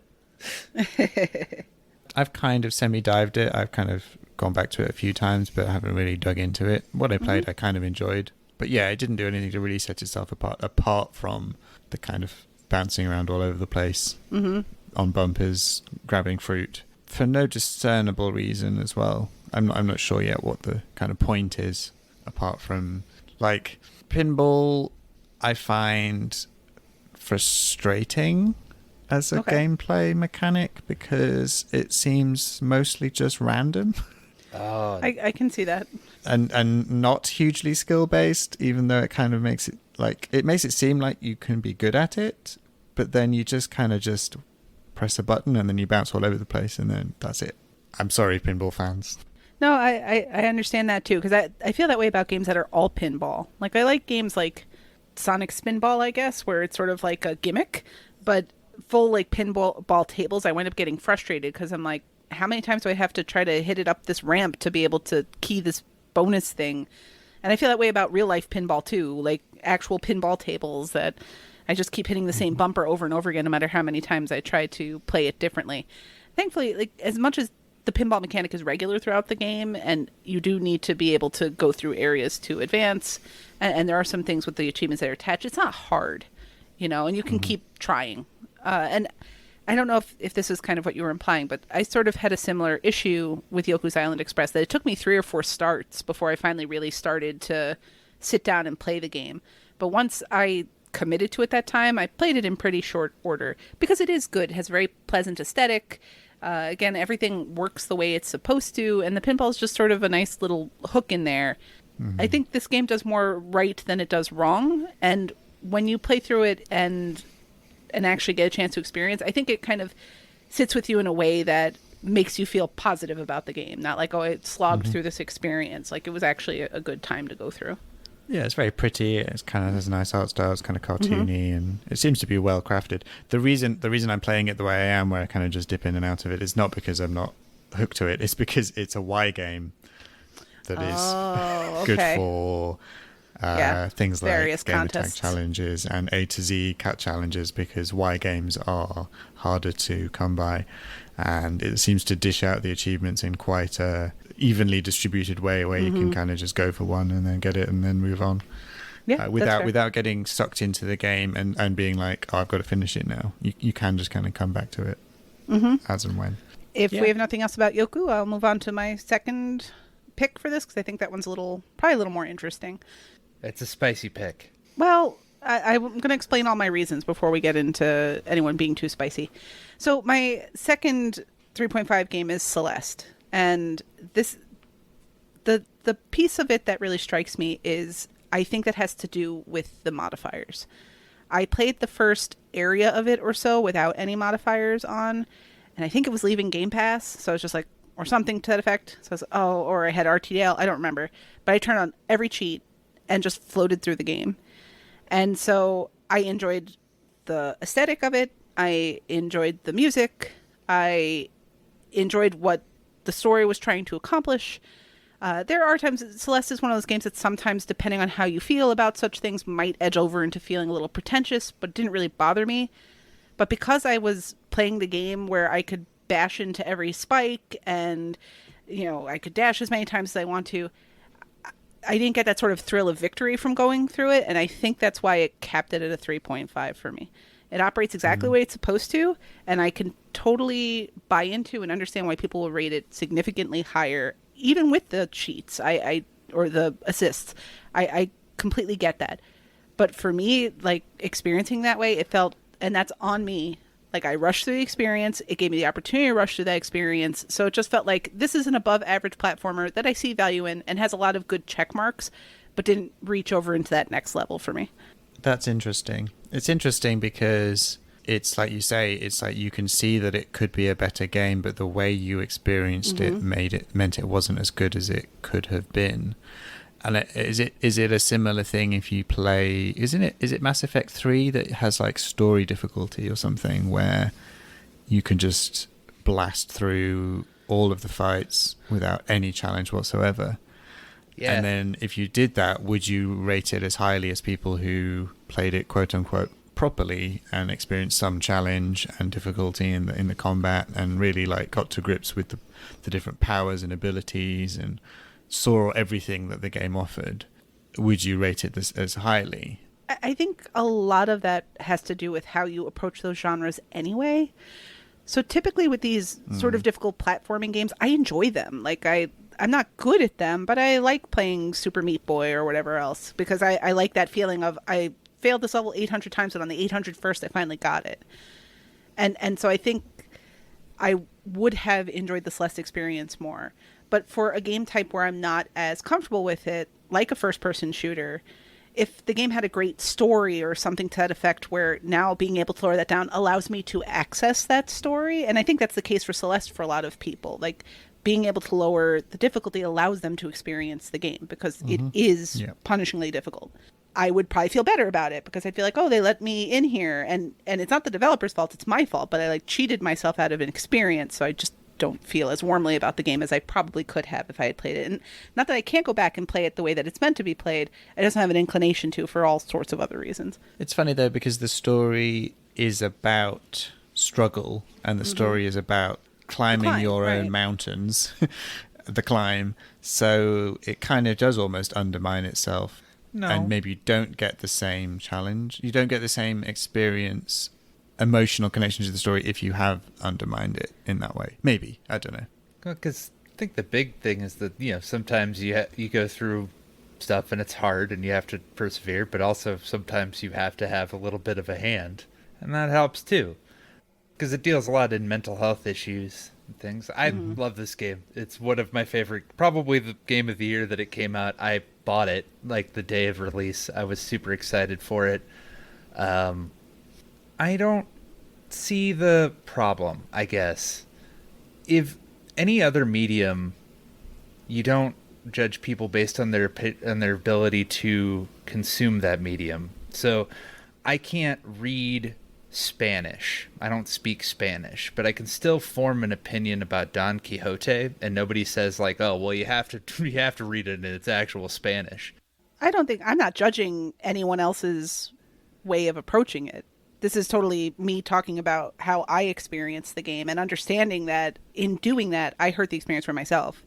But I'm not judging how anyone else chooses to enjoy Celeste or go through it. I wouldn't advise people not to use the cheats because it hurt my experience. You have to do what works for you.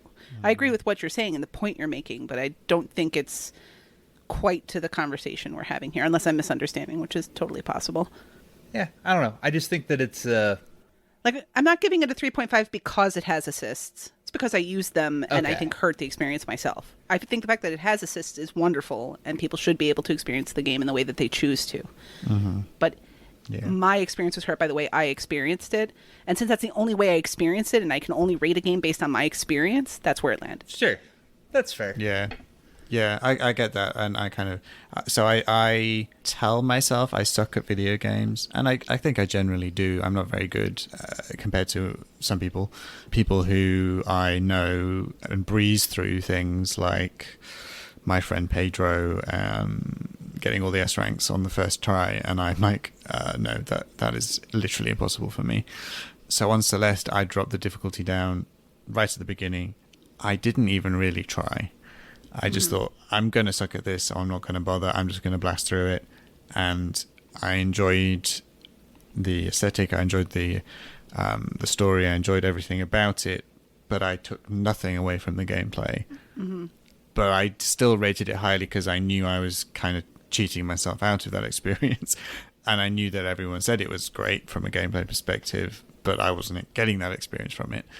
But it's weird because then there is one achievement where you can't do that, right? In Celeste, there's one achievement where you have to play it properly. Yeah. Which is the arcade game within the game. The Game Jam version. Yeah, which you have to then do properly. And I think most people do it at the end of the game, right? You can do it like partway through, but you probably leave that till last. And I did leave that till last. And then I did it, properly, because you have to. And felt an enormous sense of accomplishment for having done that. And then I thought, hey, maybe I don't suck as bad as I thought, and maybe I shouldn't have used every single assist for the main game, because maybe I would have taken more from it, having, got that feeling of accomplishment and actually challenged myself. But it's too late now, because I've just blasted through it. I agree with 100% of that. I just used it to clean up strawberries. Yeah, I took the easy route, and I kind of semi-regret doing that. But to be honest, I'm, like I say, I'm not good at most of these kind of games. So I'm glad that the game gave me the ability to experience the full thing, because in other difficult platformers, I would have noped out without that option. Very interesting takes. Again, I view when I'm putting up my star ratings as like, this was my, a story of my experience. Like, we can crystallize my experience into a number. This is what I gave it. I don't really think about it as public consumption, right? Where somebody might look at me giving it a 3.5 and thinking, oh, it's a 3.5 game. Because there are several 100,000 people registered on TA. Nobody's looking at what I wrote particularly. But I would think if I was writing a review for the game, if it was something that was meant to, hey, everyone, I want you to see this and take this opinion away, I don't think I would have gone with a 3.5 because I know there's more in there. It just, like I keep saying, wasn't my experience. Okay. All right, Chewy. Moving on to my 3.5s. Yes. Let's hear it.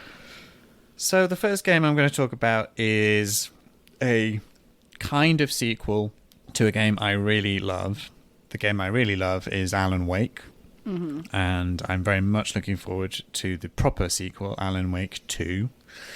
But in between Alan Wake and Alan Wake 2, we got a kind of spin-off sequel, mini little arcade game called Alan Wake's American Nightmare. And I quite enjoyed that game. But Alan Wake it was not. So it's hard to describe Alan Wake's American Nightmare without spoiling the main game, the original game, and how it ends. But basically, you take on the role of Alan Wake in a not quite real reality place where you have to take on similar kind of enemies that you do in the first game, and the mechanics are broadly similar. You use light to fight the darkness, which has consumed some of people in the world. But in this spin-off, your main antagonist is a dark version of yourself called Mr. Scratch, who I thought was a really great character and one of the kind of most interesting parts of the main game. So it's cool that you're playing with him. But it's definitely a kind of B-movie version or a cut-rate version of the kind of core Alan Wake experience. But that's kind of okay, because that's kind of what Alan Wake was. Alan Wake was a big reference and a big homage and a love letter to Stephen King and Twin Peaks and kind of Americana horror things, but whereas that one was kind of what's scary and in the woods, this one is a little bit more kind of like a trashy pulpy B movie set in more kind of, I guess, where would you describe it? It's the kind American of more like deserty. Southwest. The American Southwest, yeah. So it's kind of a bit more grungy, and it's a bit more like I'm trying to think of other touchpoint media that it would be referencing, but it's very similar, and it has the same kind of vibe and it's the same kind of love letter. It's just a cut down version of that, and because it's not really a true Alan Wake sequel, I can't rate it as highly as Alan Wake. It's a shorter experience, but it's good. I enjoyed it, and I'm glad it exists. But I'm also frustrated it exists because it just served as a reminder that we had to wait so many years for a true, fully fledged sequel. I feel like if it had done better, maybe we would have got that sequel sooner. It also includes what I think completely unnecessary add-on mode, which is kind of like an Alan Wake horde mode. Yeah. Because the thing about Alan Wake that's so good, and the thing about Alan Wake that everyone loves, is the combat, right? Yeah. And they were like, you know what, people, let's give them a full-on combat mode. And for me, that takes away from the game because it has achievements tied to it. You have to do well in it, or you have to do what most people do and use an exploit where you end up, I think, like sticking yourself into a bit of the map so you can't get hurt. And the simple fact that you have to do that to kind of battle how bad the combat is in order to succeed kind of shows that it's a pointless addition. I'm glad and I am hopeful that nothing like that exists in the sequel, and they stick to what they do best, which is a brilliantly told story with some interesting gameplay mechanics, but not wonderful combat, which is not what they're known for. So I got like from Alan Wake's Cody Rhodes there. I got, remember back about 10 years ago when they made this? Mm-hmm. It was like Blood Dragon, like Far Cry Blood Dragon, where they just made a whole bunch of games that were little bite-sized versions of the main game. Mm-hmm. That's the best description of Alan Wake's American Nightmare I could do. It's like, it does its own thing, but it's almost like it could have been a DLC for Alan Wake. Yeah, and they did a couple of pretty good, okay DLCs for the main game. This is kind of more like what we were talking about a while ago. This is more like an expansion pack, right? This is like back in the olden days, you'd get these like not quite DLCs, but something a bit more like a game in its own right, hooked onto the main game. Expansion pack, which this definitely does feel like that. You're right. But yeah, I liked it overall, except for that horde mode. Yeah, and that's definitely the reputation it carries with it, is that horde mode is a pain. I know that's enough. I loved Alan Wake, and I still have not really played American Nightmare because I just don't want to deal with this horde mode as part of it, which is a shame. But I feel like of the games that we've talked about today, this is really the first one where the achievements, because of that horde mode, sort of are at issue. I feel like the other games we've discussed that really has not, Never Alone has a nice and easy sort of achievement list to it. Back to the Future is also very doable. Yoku's Island is a doable game. Celeste has all the cheats.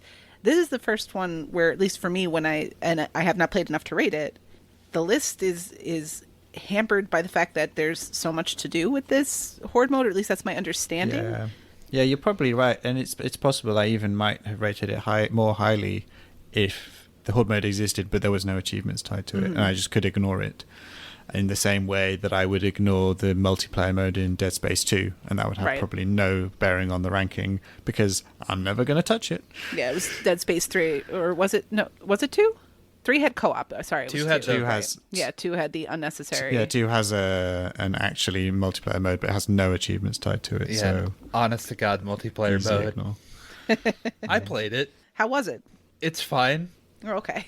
It's adequate. It's slightly more than adequate. Alan Wake, American Nightmare, good, not as good as Alan Wake, clearly.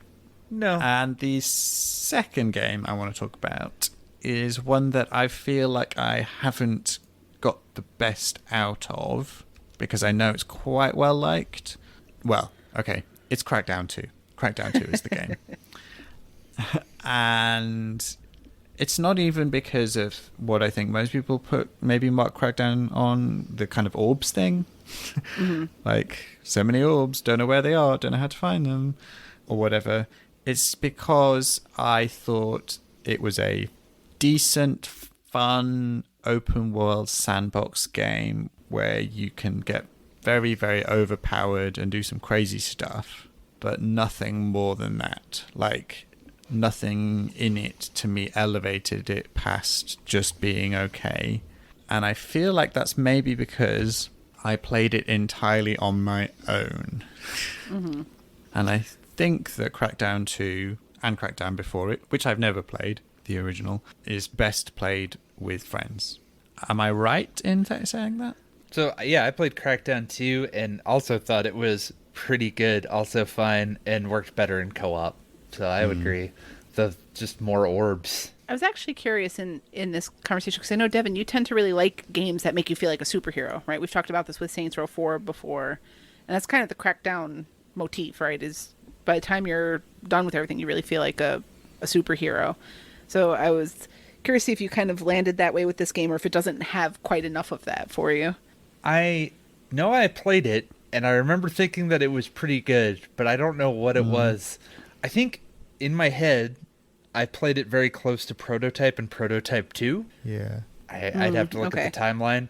But I think if you compare it to that in that kind of aspect, I don't think it's as good. No, I feel like Prototype 2 make more effort with the story and the characters, which is obviously where my bag tends to land, whereas Crackdown, that's kind of just a backdrop. You're an agent dude, and there are lots of people, and they're baddies, and you kill them all. And that's basically the whole story. Is there much more to it than that? It's not deep. It's not deep or interesting or... No, it's... No. It's there to serve the setting and the playground aspect and what you end up doing in the game. For me, once you've played the first hour of Crackdown 2, you've basically played the entirety of Crackdown 2 because it's just more of the same again and again and again, isn't it? It's go to this place, kill a load of baddies, do a thing, clear it out, go to the next place, get more orbs, be able to jump higher. Okay, do it again, do it again, do it again, do it again. Like, there's not a huge amount of variety to it that I remember. This is years ago that I played it. I think I took away thinking, okay, it's okay, quite repetitive. Well, that's the loop of Crackdown that's satisfying, is the, look, I can jump over this building now. Crackdown 2 especially had the wingsuit, which was a lot of fun to use if you figured out how to use it. And there is that one achievement for doing so. So I think if that gameplay, that idea doesn't do anything, as you've said before, you're more motivated by story and aesthetic. Like the Crackdown aesthetic is really pretty bland looking. It's not super interesting. Mm-hmm. So I can totally see why that, and 3.5 is still a good score. It's not like you're saying it's a bad game. No, not bad. I enjoyed it. Yeah, and I think it is more fun in co-op because you're kind of getting in each other's way, and sometimes, like especially with the races, you try to help each other out by blocking other cars, and helping each other find the orbs is a big thing too. Like Crackdown is one game where it's very important to play with your headphones on. Like we should do a better job listening to games. I feel like we're now also used to listening to podcasts or TV show or whatever else while we're playing a game, that we don't listen to them enough. Crackdown is a game where that is very important because there's something super satisfying about when you're down to that last orb and you just hear it pinging in your ears. But if you don't have that experience, that's the kind of thing that might elevate the game a tiny bit for you when you're reviewing it. If that doesn't do anything for you, then where you landed is just about right. And I think, I'm just looking on TA, it's a 3.6 overall on TA. So that seems to be the general take is right around that spot. I just remember in the very, very, very long gestation period of Crackdown 3, when it was announced initially, there was quite a lot of hype about it and people were excited about it. And then obviously that kind of turned into a bit of a joke as it got extended. Mm-hmm. But I think generally speaking, when you were talking about it on the podcast, back when that was the case, back in the early days of the podcast, generally speaking, there was more hype and positivity around it and people looking forward to it. And I was just thinking, yeah. The second one didn't blow me away. So, yeah, I'm interested to see if 3 is any good, but I'm not clamoring to jump on it in the same way I think some people were based on their experiences with the first. At least the first one, I think, is well-loved, maybe more well-loved than the second. But generally speaking, people seemed to be looking forward to the third. They all kind of blend together in my head. The little that I've played of 3, I felt like it felt older than it was. So I may be wrong about this, but I believe the first Crackdown came with a Halo 3 demo. And I think part of why it's so beloved is it came, like people purchased the game to get this demo, and then the game wound up being more than okay. And so I think it just surprised a bunch of people. You know, when you go into something and your expectations are really low, like the Burger King games and Big Bumpin' or whatever, surprised people. It's actually fun to play. I think it was that sort of thing.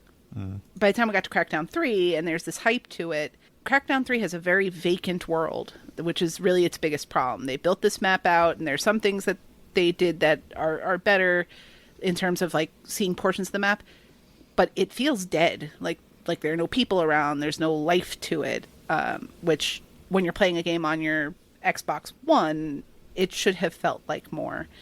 I think also the hype for our community, for people, especially if you're listening to the podcast and Els talking about it, for example, it's a perfectly suited co-op game because you can both go around and do your own things and not get in each other's way, but you're both getting credit, you're both getting achievements. So for people who enjoy that gameplay, Crackdown is one of the best examples of how that was implemented well.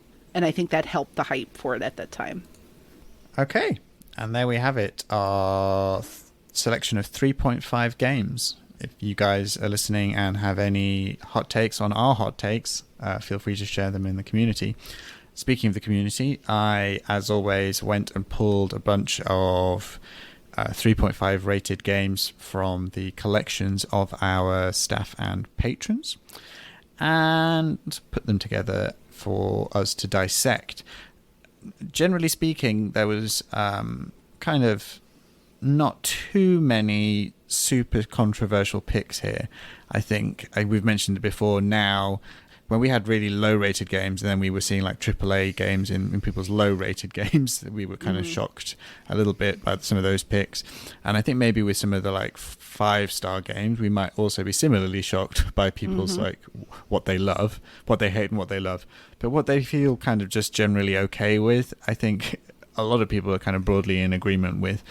There was one series that kind of stood out a lot in a lot of people's collections around this kind of 3.5 mark, and that was the Lego games, which I think people kind of generally would agree with. I think some people like them a bit more, some people maybe like them a bit less, but kind of when you average it out, I think 3.5 sits kind of nicely. That's for fair.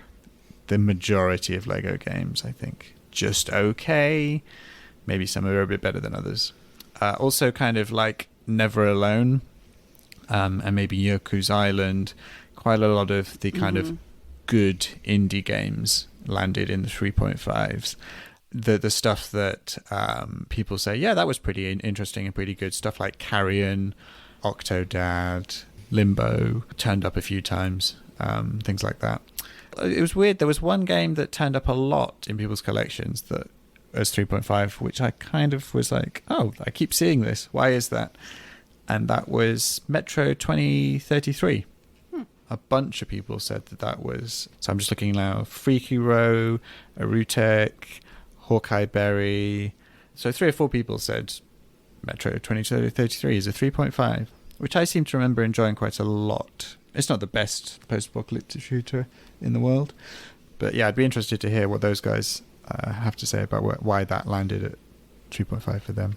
It's hard because, like you said, it's a completely defensible position to be like, it's 3.5. Like, I'm not gonna like call anybody out for like, you didn't think this masterpiece was as good to you. Yeah, and I think that kind of lines up with Michelle's kind of assessment of Celeste as well, where something that some people will say is great, other people say it wasn't as great for me as maybe you think it was, but it was still good. Yeah, most of what I'm seeing here is games where I've rated it significantly different. But yeah, I respect like Mental Knight gave Blur 3.5. Like that was a 5-star game for me. I loved Blur. I played so much Blur, but I understand why it would be a 3.5 game.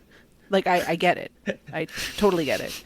And there's a lot of that. Even like Walking Dead Season 1 that Eruter rated a 3.5. I think for a lot of people that hit higher, and there's lots of discussion that can be had about when you played it, did it have the same impact on you? But I don't think a 3.5 is an indefensible position. Nothing makes me like go, whoa, why would somebody think that? Like a lot of Assassin's Creed games I notice are on here of different types. Layers of Fear shows up on more than one person's list. And again, totally defensible. Completely understand why that rating would be there, even if it doesn't necessarily match what my takeaway was. Yeah, I think you're entirely right. Like Saban, who I think we've picked on a few times, who rated some AAA games as very, very low, surprisingly, kind of has a whole heap of stuff in here. Saints Row 3, Darksiders, Hellblade, Brutal Legend, Red Dead Redemption, Elder Scrolls Oblivion, which some people would say are all, for them, 4 or 5-star games. But I'm not going to blame him for putting a 3.5 on that. Because that was his experience, and he thought it was good. Right. Except for Red Dead Redemption. I love that game like a son. I know. That's a 5-star game for me, too. That's a 5-star game for most sensible, reasonable people. But, I'm not having a go at him. I'm not saying he's crazy. Well, as someone who generally doesn't enjoy Rockstar-produced games, Red Dead Redemption always surprises me that I do. So given that I'm also the same person that like a Grand Theft Auto game for me is a non-starter. I'm like not even going to try it because I've never enjoyed one. Like I can get why if you're looking to play it objectively and you just don't like the game type, or maybe you just don't like the character, a 3.5 is still a good score. It's still solid, but it's not the top tier for you. I totally get it. And on the flip side of that, I also didn't see anything that I thought was complete and utter rubbish being rated particularly highly. There was a couple of where I was like, really? Like Big L, who has rated some like AAA games as like 1s and 2s, had put NCIS as a 3.5. Now, I haven't played NCIS, but from what I recall, people generally thought it was one of the worst of the CSI type Telltale detective point-and-click games. NCIS, I think, is generally regarded as pretty poop. But he liked it. You know, El just really loves Mark Harmon. And can't get enough of that guy. It's just that's an insider secret. I didn't want to out him as a Mark Harmon fan, but here we are. Well, I think that's all we're going to cover on our 3.5s. If you want to talk about any of your rated 3.5s or any that we've pulled up on here, then feel free to discuss them in the Discord. Otherwise, we will see you hopefully soon for our 4 games, the really good games. I have been Chewy on Ice. I'm continuing to be vulgar Latin. And still Matrarch. And we are the Master Raters.